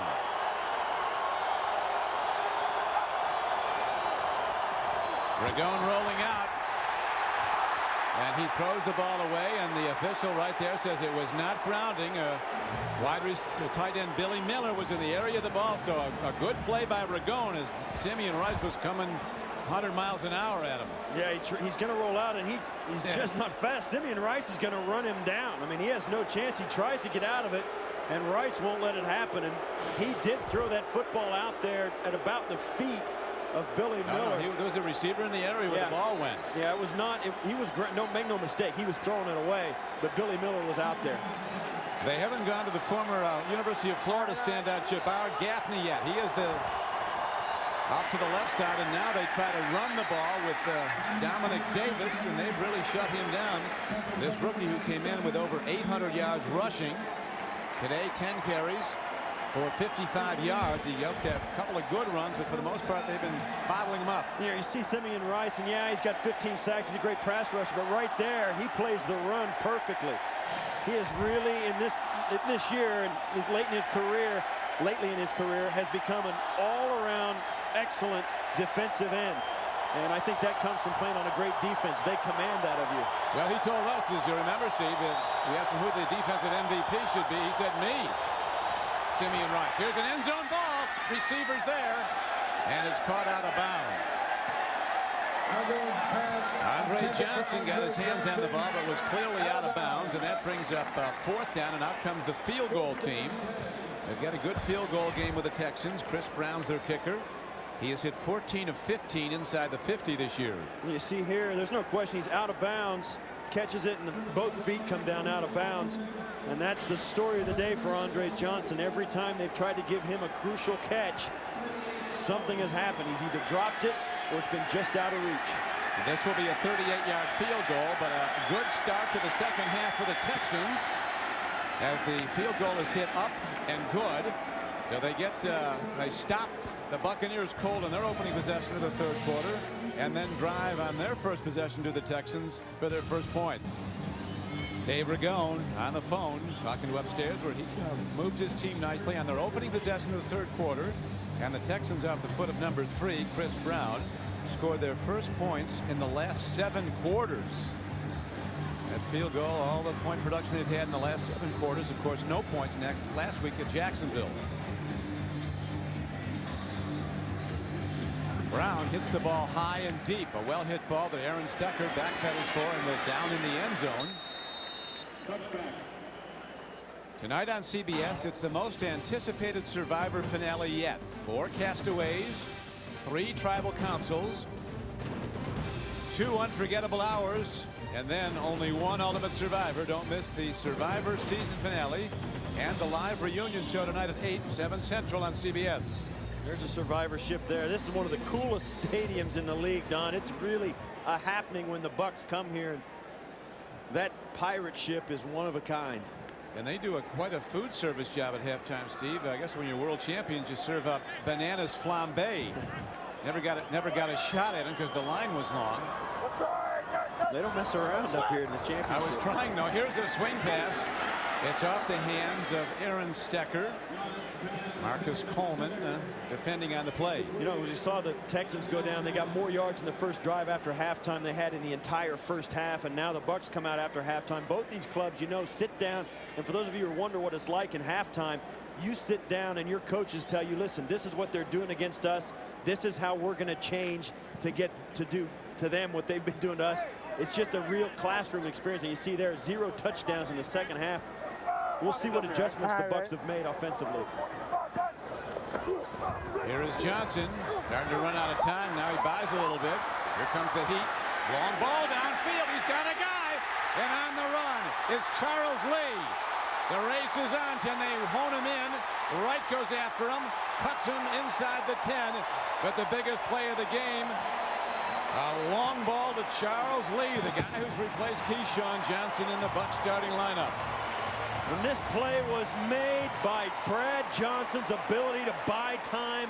72-yard play, and Brad Johnson was really the key. He stood back there, was very patient. He did not panic. Watch the poise that he has. He looks to his right. Nobody there. Looks back to his left. The play's broken out. He backpedals. He's got Jay Foreman right in his face. And watch as it just stays open. I mean, it just stays alive. That's all he did. Charles Lee just kind of watches and looks for an open area, runs to it, and that's just two guys making a play. What a great job. 72 yards it is, and here's a pitch back to Thomas Jones. And the Texans come hitting. Steve Martin, veteran nose tackle out of Missouri, 99, makes the stop. So Lee has really been a productive guy in his fourth year out of Central Florida. A great comeback story. Has cut a couple of times and brought back. You know, it's amazing what happens when a guy just gets another chance at a right situation in the right place. And, you know, Gruden just went to him and said, you know, when Keyshawn Johnson was let go, said, you're going to play. And when you get that nod from your head coach, it does a lot of things to your psyche. I mean, you say, all right, this is my chance. You turn everything up and you do some things maybe you never thought you could do before. And Lee has really come through. One of the things he's done, he's caught 19 passes in the last 4 games, including today. And in his wisdom, Brad Johnson throws the ball away as the heat was coming up the middle from the nose tackle, Steve Martin. You wonder why that wasn't grounding. He was inside the tackle box, but what happens is if a quarterback throws it out of the end zone or gets a lot of air under it and it gets past the line of scrimmage, they don't call that. As you see the sun coming out, it looks like Florida. Yeah, I mean, I'm telling you, 4 hours ago, I mean, they were soaking this field. They were getting squeegees out on the tarp. I mean, it was really wet here. They did some job getting this field. Oh, they really did, and the field looks great. Amazing the amount of rain that fell. They had it covered, squeegeed it off, rolled up the tarp, and you have a perfect playing surface. Johnson, fastball, almost picked off as he comes in low. So they get the 72-yard pass play and 1st and goal inside the Texans 10. But no touchdown, and they'll send out Martin Gramatica once again. You see, this was McCree just stepping in and Brad Johnson just trying to give McCardell a chance, and that play was going nowhere, and Brad Johnson just took a gamble, but it's not going to cost him this time. And this is important, though. Even though the Bucs didn't get the touchdown, they answered with a big play, a great momentum grabber back, and they can answer the field goal that the Texans came out of halftime and got. And this will be a 26-yarder. Martin has hit from 36 and 23 today in as many tries. High snap, good set down, and the ball is driven through. So he salutes his holder, Tom Tupa, who got the high snap and gave him a perfect hold. And the Bucs build their lead now to 16-3. CBS is sponsored by KFC Popcorn Chicken. Want 100% chicken breast in fun-sized bites? You got a KFC What's Cooking. And by Dr. Pepper and your local Dr. Pepper bottler. Be you. Nothing's better. Dr. Pepper. Back to Raymond James Stadium. There is Warren Sapp, inactive today because of an ailing heel. John Gruden, though, very well pleased with some of his backups like Chartrick Darby, Ellis Wims, and a guy Cleveland Pinckney has been activated. He was in there some today as a defensive tackle. Now the kickoff hit downfield, and here comes J.J. Moses crossing the 10 and the 20, and then thrown out of bounds by Aaron Stecker. Who is the best all-around running back in the American Conference? Is it Priest Holmes, Edgerrin James, Jamal Lewis, Clinton Portis, Fred Taylor, or LaDainian Tomlinson? Cast your vote at NFL.com. That's a tough call. They're all something. I like this guy because of his ability in the passing game. I mean, it's hard to argue with Clinton Portis getting 5 touchdowns last week. How about Lewis, though? He's going to go for 2,000 this year, it looks like. Wish I could have all those guys on my fantasy team. And then you have, you know, San Diego, LaDainian Tomlinson having a bad year of the Chargers, but he's having a big year. There's Chris Sims, the rookie quarterback who loves being down here, the former Texas player, son of Phil Sims. And he's really well positioned. He's got a terrific quarterback coach. He said the senior quarterbacks here, the guys in front of him, Johnson and Sean Ping, have been terrific to him.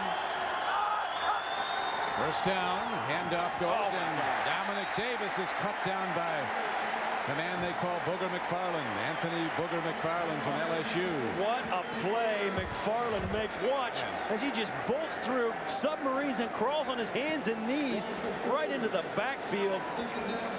That is a sensational play by a defensive tackle, and that's why the Bucs are the best defense around. They've got guys up front, and they don't even have their best player, Warren Sapp. They got guys up front, 4 guys all the time, no matter who they put in there, that can make a difference in the game, and that helps the entire defense. I tell you, Sapp is really into the game, though. He's right on the sideline, very near the line of scrimmage. Here is Ragone. You can't hesitate against this team. Greg Spires comes off the flank at the 3rd sack of the day for the Buccaneers of Dave Ragone. You go back over the years, Don, and see about what makes a championship team with a defense, and they'll have one thing, all of them. They have a defensive front with defensive linemen that they can come in waves.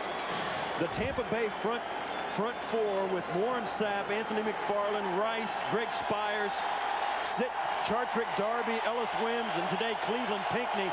You put any 4 of those guys in there and they can play. A loss of 9 yards for the Texans on the last 2 plays.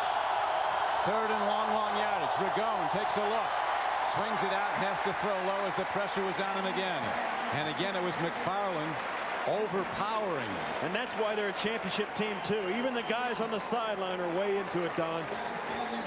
Let's check out what's going on with the Bills as we go to Jim Nantz in New York. All right, guys, Steve McNair sitting today. Billy Volek taking over. He fumbles. Pat Williams picks it up, and the Bills run it in for a 17-6 lead. They have only 90 yards total offense, but lead by 11. Let's go back to you. Thank you, Jim. Your former team, Steve, are playing awfully good at the end of the season. Whether or not they'll get in this, like Tampa Bay, they're going to have to win out and get help. Here's the punt. Reggie Barlow goes wide. And terrific special teams play. Special teams play solid all year under Joe Marciano, special teams coach of the Texans. 53-yard punt and no return. That's big-time special teams. Tonight on 60 Minutes, the complete story of the capture of Saddam Hussein. Tonight on 60 Minutes. Captured alive today was Saddam Hussein by U.S. forces in Hussein's hometown of Tikrit, Iraq. 60 Minutes has the complete story tonight. It is 1st down and 10 now for Brad Johnson as he hands off and gives the ball to Thomas Jones, and he works off tackle for a gain of about 4. Close to the 38-yard line, tackled by Jay Foreman. Interesting, as the Bucs break that huddle, they sprint to the line of scrimmage, act like they're going to quick snap it, and throw another element of unsureness or hesitation into the Texan defense, and then they go into their normal shift and routine. Now, they do everything offensively for the Bucs to put a defense in an unsure frame of mind, and it has really helped them. Yeah, hard-hitting, tenacious defense of the Texans, trying to attack and turn the ball over, but Johnson's not turned it over. Here's a throw up the middle and a pass interference Markers thrown in from way away from the play. I think that might be down at the bottom of the screen, away from the ball. He was that side judge was way away from the play, but had a good look at it. It was on the backside. Illegal hands to the face. 42 defense, 5 yards, automatic first down. Call goes on Marcus Coleman, and it's a first down for the Bucs. And indeed, he was on the other side of the field, and that happened right at the snap. He was working against Ricky Dudley. Kenny Wright gets the call against him. And that's he's working against, I'm sorry, McKeenan McCardell he was working against, and got the flag. They tried to jam him at the line of scrimmage. His hands got too high.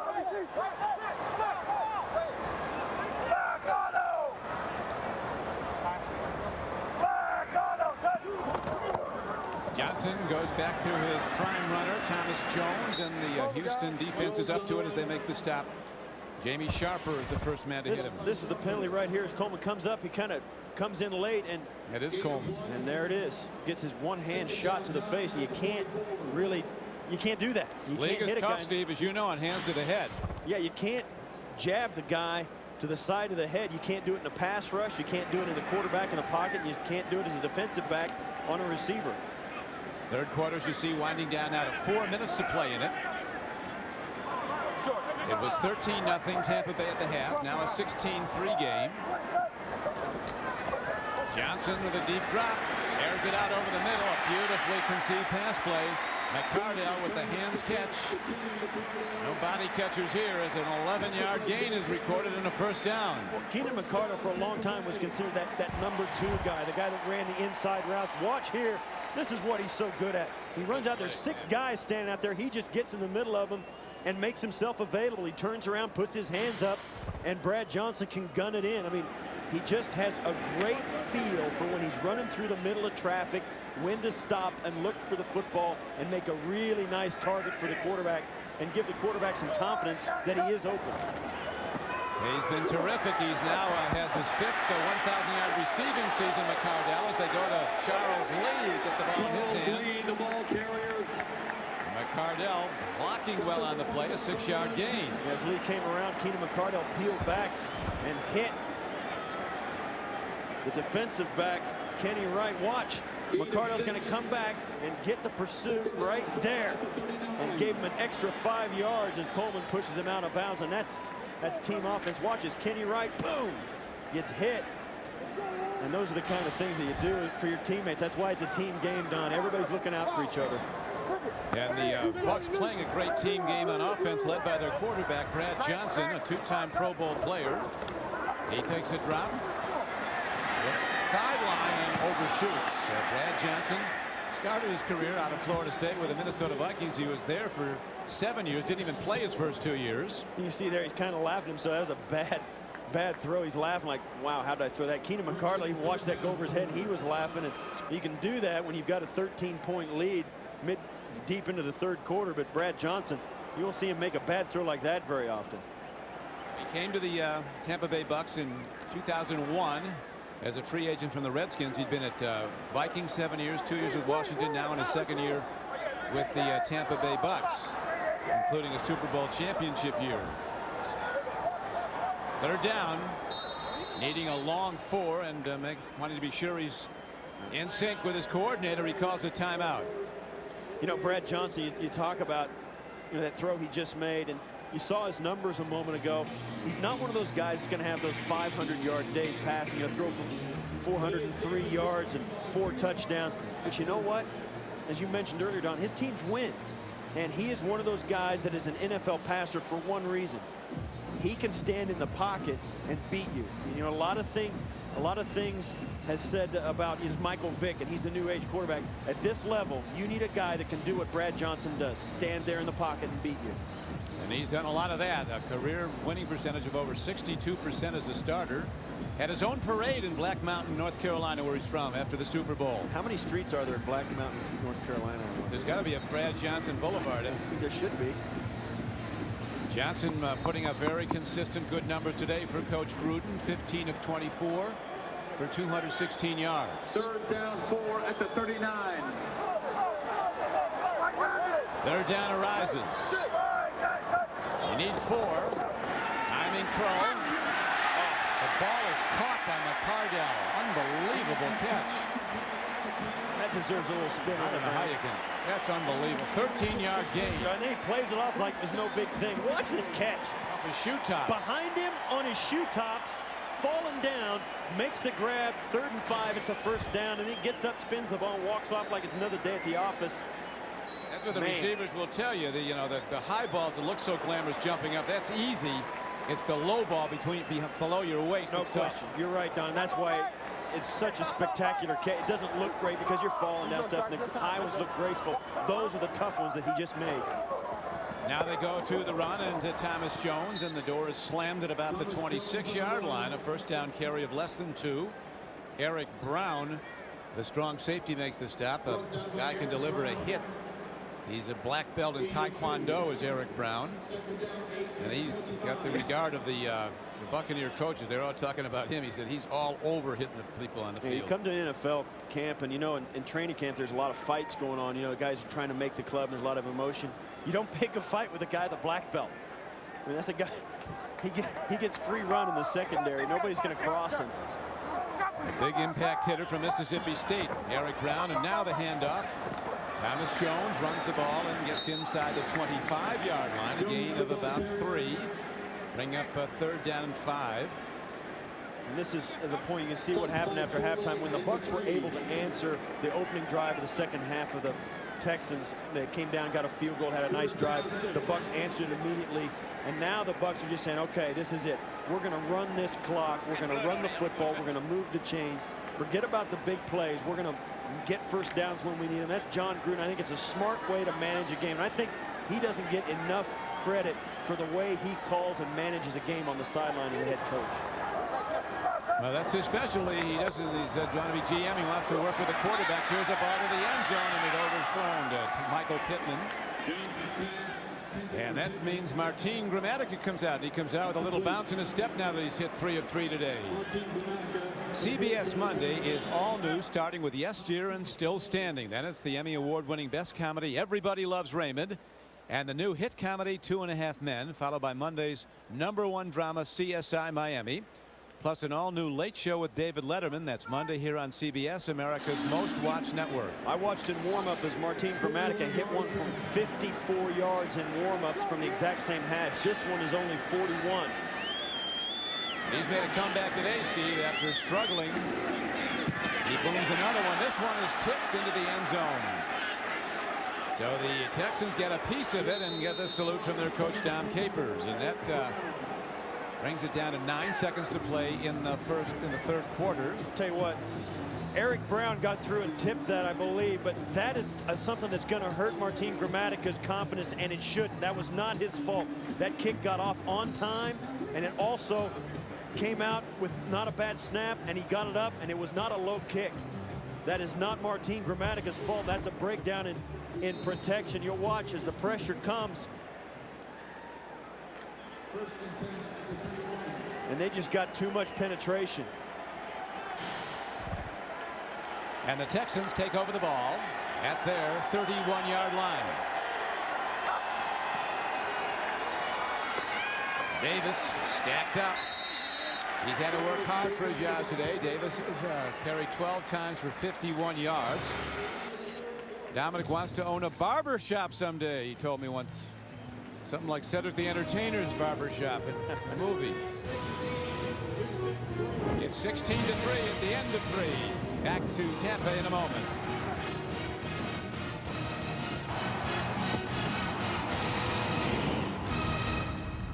Blocked field goal attempt. A nemesis from earlier in the season that cost them games. This reaction after the field goal was blocked. When you come off the field and your coach is like that, you go to the other end of the bench. A quick out. They get the ball in the hands of their best receiver, rookie Andre Johnson.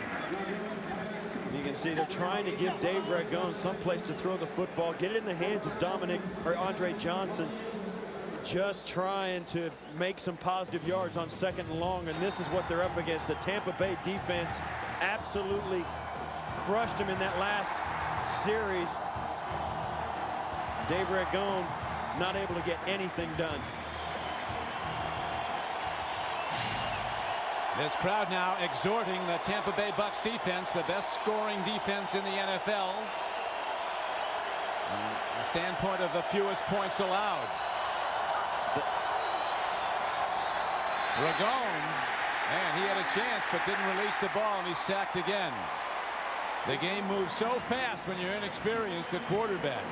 The 4th sack of the day, and you talk about this Buck defense. They haven't done it today, but they have at least one takeaway in 54 straight games. And watch as this pocket collapses on Ragone. He just can't bring himself to pull the trigger.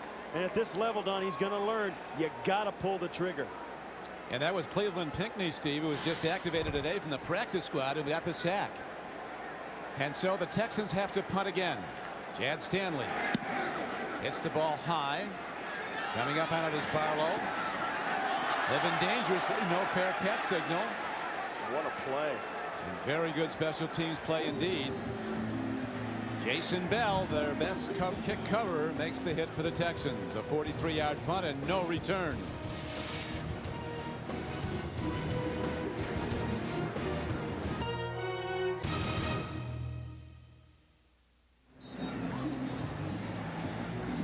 Ready now to start this drive at the 20-yard line. Just across it are the Tampa Bay Bucs, whose defense has dominated this game just as it did at New Orleans last week.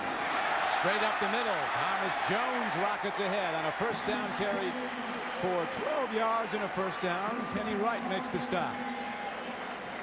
Well, it continues for the Buccaneers offense. Continue to riddle this defense with the run game right up the middle. Watch as Jamie Sharper, 55, tries to get a blitz in the run game to make something happen, and the Bucs go right by it. Perfect play call against that defense.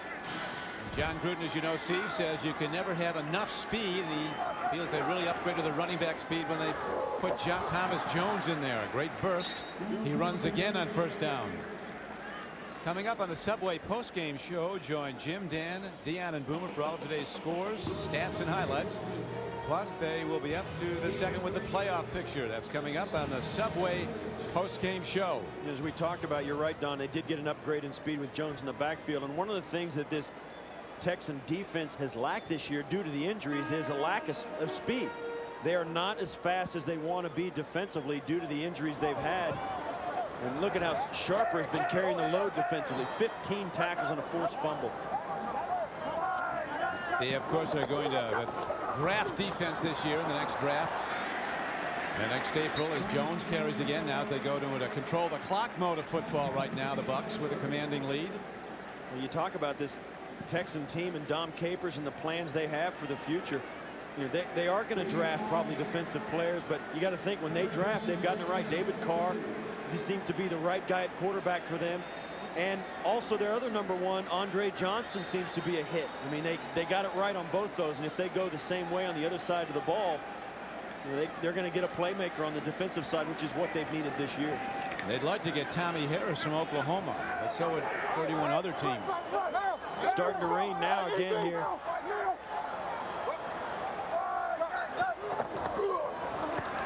Ball is slapped back. Well done by the defense as Steve Foley comes in, number 58, gets a hand on it. The ball was in play. These two states are two of the mother-lode franchises of high school talent, Florida and Texas. And yeah, you want to see a great game. See North Shore of Texas play Armwood of Florida, the two big class state champions. It's like top Division I football. Well, any roster you go to across the NFL, you're going to have your share of guys who grew up in Florida and guys who grew up in Texas. I know when the Jets won the Super Bowl years ago, they had so many guys. University of Texas, somebody called it the Jets, the University of Texas at New York. Here's a kick down to J.J. Moses inside the 10-yard line. He, with a stutter step, loses some people and then is swept under. Not very big, but he's been a producer all season. Roniel Whitaker is the guy who makes the stop on him, along with Scott Frost. 50-yard punt, 9-yard return. On CBS is sponsored by Expedia.com. Don't just travel, travel right. MasterCard. There are some things money can't buy. For everything else, there's MasterCard. And by the one and only Dockers Stain Defender. Only thing he's missing, Steve, is the parrot on his shoulder. I don't know if he's got a peg leg or not. I can't see. Now deep in their own end. The Texans try to get something going, and Dominic Davis is stopped by Rondé Barber. Last week in beating the Saints at New Orleans, the Bucs sacked New Orleans quarterback Aaron Brooks 7 times and forced 4 fumbles by Brooks. They recovered 3, and today they have dominated Ragone, sacking him 4 times, holding him to 51 yards passing. And that front 4 continues to do it as they got some help from Rondé Barber in the backfield. But as long as that Tampa Bay front 4, whoever they put in there, can dominate like the Bucs have today, they're going to be in every single game. But the question is, can they win enough and get enough help the rest of the way to make it to the playoffs? I think they got Atlanta coming in here next. They'll be looking at a 3-4 defense. You talk about the playoffs, and this is Tampa Bay down here, still not out of it. But you know what? You just get the feel Dallas is just looking over their shoulder. I mean, they started out like a house on fire, and now they've stumbled a little bit, and it's going to be a question of can they finish strong enough to hang on. Can Dallas's defense get them there? Because the Dallas quarterbacking and running game is coming back now to hurt him down the stretch run. Right. It's just not good enough. Yes, Defense is terrific. Yes, people around the league, and that's what they say. They're going to have to get better play from Quincy Carter in their running game. Here is a terrific catch. Coming up with the ball is Andre Johnson. 9-yard gain. How about the Jaguars and the Patriots?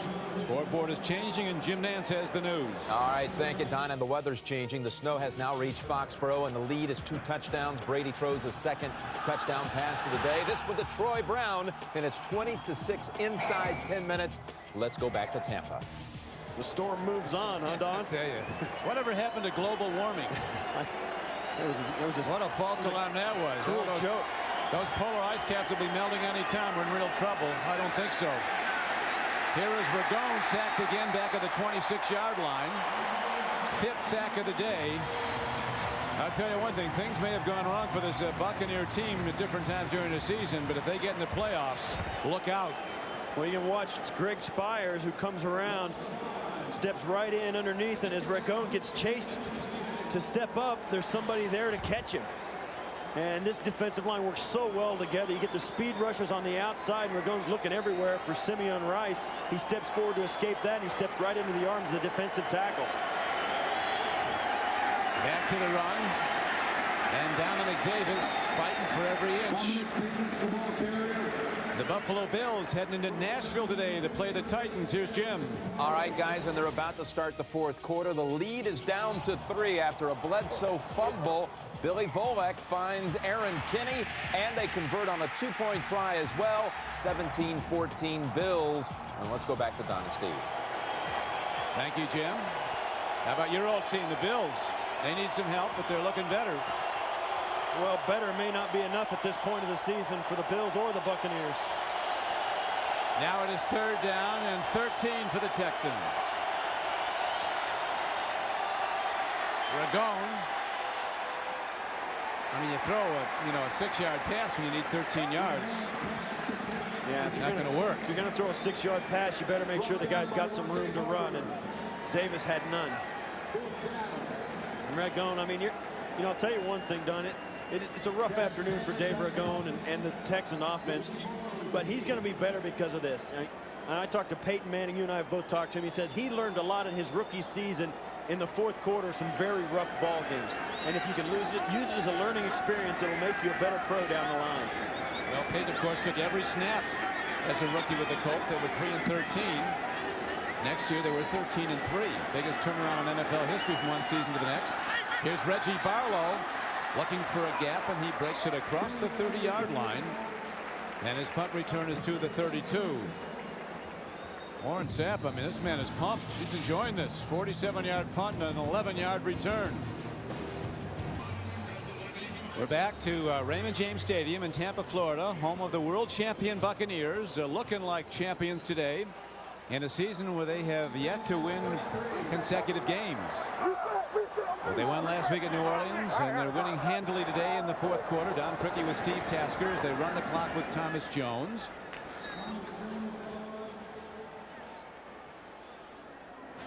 There you go, Steve. Well, that's been odd-numbered games, even-numbered games. And it's that simple. When it's 1, 3, 5, 7, 9, 11, they're 6-1. And in even numbered games they can't win. And this is the reason. Our producer today for CBS Sports is Victor Frank. Our director Kathy Barretto. The executive producers of the NFL on CBS are Sean McManus and Tony Petitti. Associate director Sean Gerchikoff. Production associate Sarah Rinaldi. We'll get to all these great people, the men and women of CBS Sports, who bring you NFL football every week, as Thomas Jones runs the ball and gets it close to the 38-yard line. He's taken down by Antoine Peak, a guy they think is going to be a tremendous player for the Texans. 98. You see there Brad Johnson's numbers, and once again, listen, no TDs, no interceptions. I think the no interceptions, I think, is more important in today's NFL than anything. And Jones, Steve, getting a load of carries. He's run the ball 28 times today for 109 yards, including that 18-yard touchdown run. Thomas Jones had the kind of day that Dominic Davis needed to have. Yeah, Davis has been getting carries, but not the production. Here's a long ball downfield, and a penalty marker is fired in as the receiver may have been shielded away from the ball by Fagans. DeMarcus Fagans may have bumped him illegally. They're going to McCardell.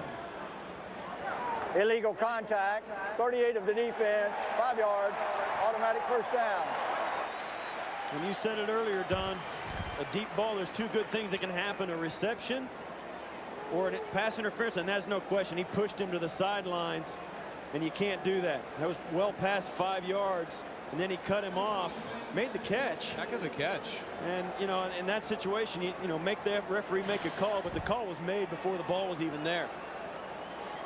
They might try DeMarcus on the other side of the ball.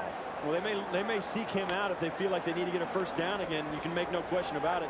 But right now you can bet there's going to be another run play up between the tackles.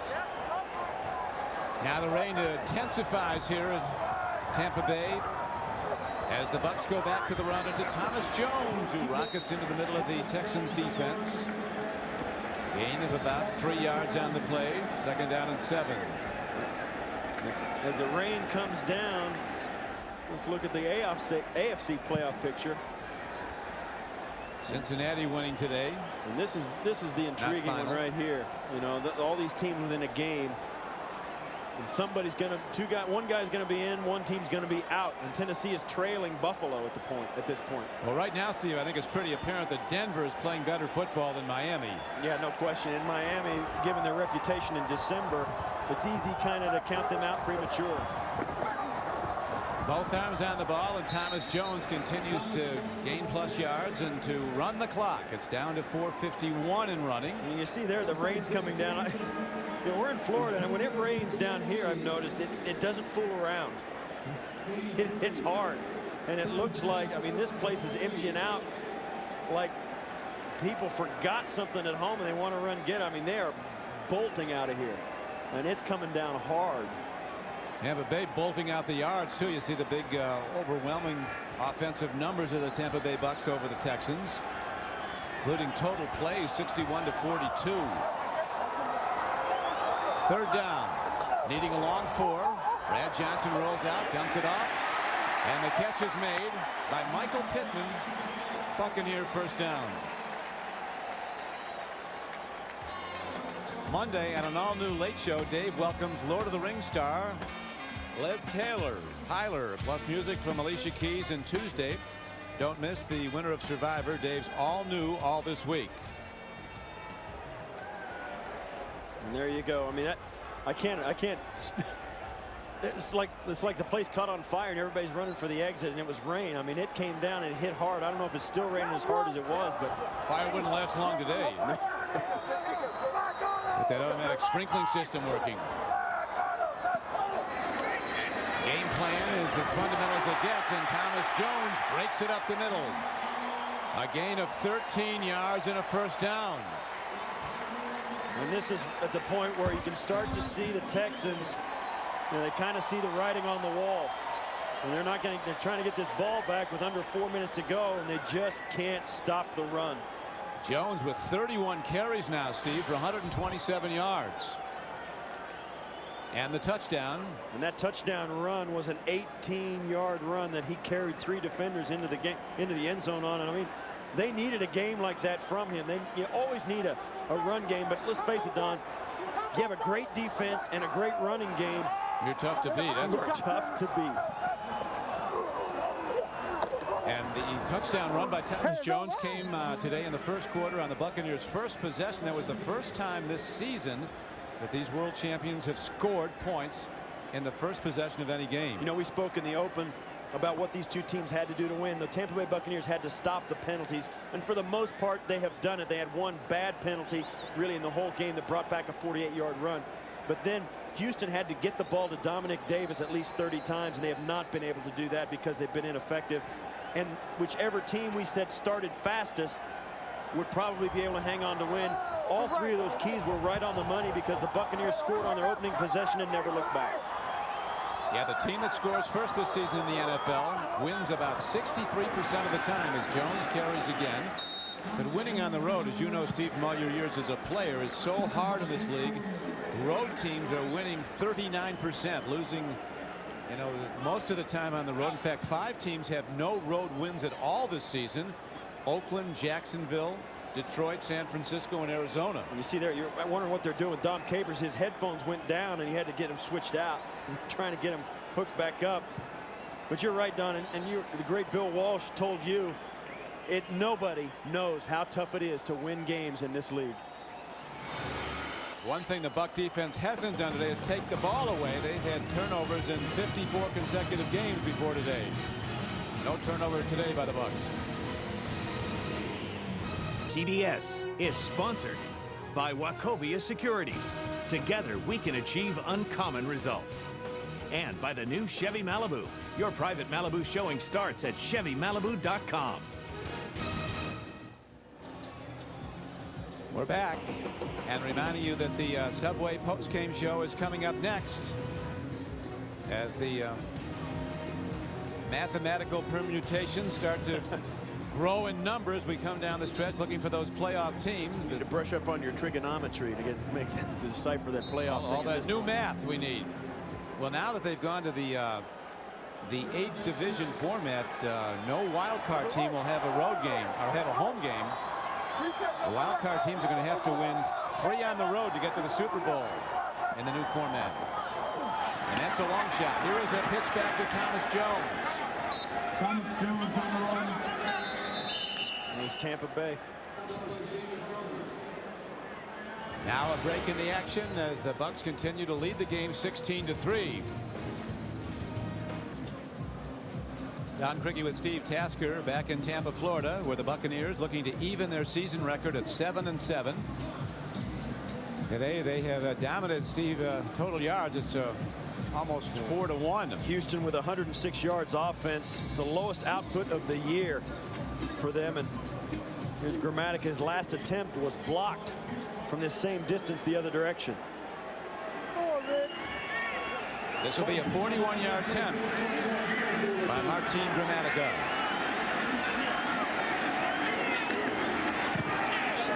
And that one is going to be wide left.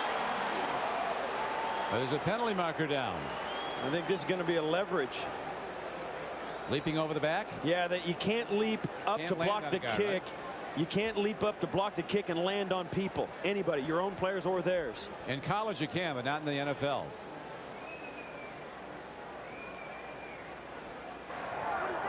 We have unsportsmanlike leaping on the defense. They ran for more than a yard and leaped to attempt to block it. Unsportsmanlike leaping. 15-yard penalty, automatic first down. There's something you don't see every day. It takes a true sportsman to be able to leap, but well, you can't run from any further back than 1 yard, and you see right up here, he ran from about 3 yards deep and took a leap. Got some good height too, and also he falls on his own guys. You can't do that. And really it's a safety issue, Don, that the coaches and the competition committee put in a long time ago to make sure nobody gets hurt on a chip shot field goal or a special teams play. You see there, clearing it out. They don't want to hear it on the side. They'll talk to Dom Capers. They don't want to talk to anybody else. Yeah, you remember the Bucs fans will remember the Bucs had a leaping problem in that Monday night game against the Colts. That's right. Simeon Rice left and landed on one of his guys. You can't do that. And this penalty is one where the guy started more than 1 yard off the line of scrimmage and ran towards the line of scrimmage. You can't do that. Even if it's 2 yards, you can't do it. And it used to be that guys would get a running start, you know, 5 or 10 yards and try and time the snap and then leap, and you'd get these old, you know, these real tall tight ends and those types like Ricky Dudley's for the Bucs. A basketball player would run up and try and leap and do it, and they outlawed it because guys were really getting hurt by doing it. And from the unsportsmanlike leaping, the Bucs come away with a first down, so they'll drive on now with 1:47 to play. Aaron Stecker works inside the 10-yard line. The Titans and the Bills continue to do battle in Nashville. Here's Jim. All right, guys, the Titans have made a comeback now. They were down 11. They've scored 2 touchdowns in the last 6 minutes. Billy Volak throwing the touchdown here to Justin McCarron and the lead, 21-17 with 11:50 remaining. Let's go back to Don and Steve. Thank you, Jim. This Volak's a pretty darn good-looking quarterback. I mean, not many people have heard about him, but he's good. He showed flashes of brilliance in the preseason, but let's face it, he's on the team with the perhaps league MVP in Steve McNair. And off, and the run is stopped at the 10-yard line. Aaron Stecker runs. And also, we've talked about our production people who've helped us so much. I'd also like to thank our technical manager, Tom McCarthy. The technical director is Colby Bourgeois. Audio supervisor, Devin Founts. Our CBS statistician, Bill George. Spotters, Derek Kukulich and Scott Goldsmith. I'd also like to thank Steve Tasker, 13-year veteran of the NFL and a Pro Bowl finalist. No, not a Pro Bowl finalist. I mean, a Hall of Fame finalist. You've been to the Pro Bowl 7 times. You've done that Pro Bowl thing a lot. Here is a run now. And down to the 6-yard line, Aaron Stecker runs again and stays inbounds. There's a penalty marker down, however. Tonight on CBS, the complete story of the capture of Saddam Hussein. Tonight on 60 Minutes. It's the most anticipated Survivor finale yet. 4 castaways, 3 tribal councils, 2 unforgettable hours, and only 1 ultimate survivor. Don't miss the Survivor season finale and live reunion show all tonight on CBS. We've got 21 seconds left in the game, and the official on this flag, they have a long conference. Illegal shift on the offense. 2 men moving and never getting reset. 5 yards. Repeat. Yeah, you'd think. They're going to decline the penalty. It'll be 4th down. And then Dom Capers saying, hey, we declined the penalty, and they finally got it done. And officials are supposed to say, if they say they're going to take the penalty, it's written in stone. They don't want to go back and forth. And they had a problem with that earlier in another game, and they said, okay, we're going to give them another chance. So the Texans got it right. And there's the remaining schedule for the Bucs. And there's hope, but not much. Right now, with time almost out, the Bucs set up, ready to run the ball. Before they do, though, Brad Johnson in the rain and all wants a timeout. And that's just a function of having too many shifts, and guys are not quite sure about how to get it off, and they ran out of time on the play clock. So an interesting day for the Buccaneers and their drive to possibly make the playoffs, needing a sweep of the final 4 games. This will be the 2 of the last 4 with the win today. You know, it's interesting, too, as you see Dom Capers glaring at the field. The Buccaneers could kneel down very easily. Well, except it's 4th down. But you wonder, are they going to go for the touchdown or what? And 21 seconds left. The ball's going to go back to the Texans. I don't know if Dom Capers is all too thrilled about the way this is at the end of the game with the 21 seconds and time to go.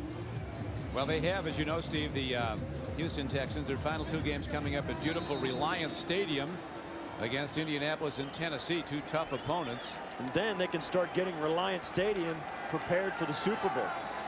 Super Bowl 38 you'll see here on CBS on Sunday, February 1 from Reliance Stadium in Houston. Pitch back. Aaron Stecker Heading down, and he's not in. He's cut down at the 1-yard line, and the clock continues to run. And it is a first down. It's also 9 seconds and running left in the game. And now the clock will run out, and that'll do it. And a dominating performance today by the Tampa Bay Buccaneers. I tell you, they impressed me, and you, I know, also.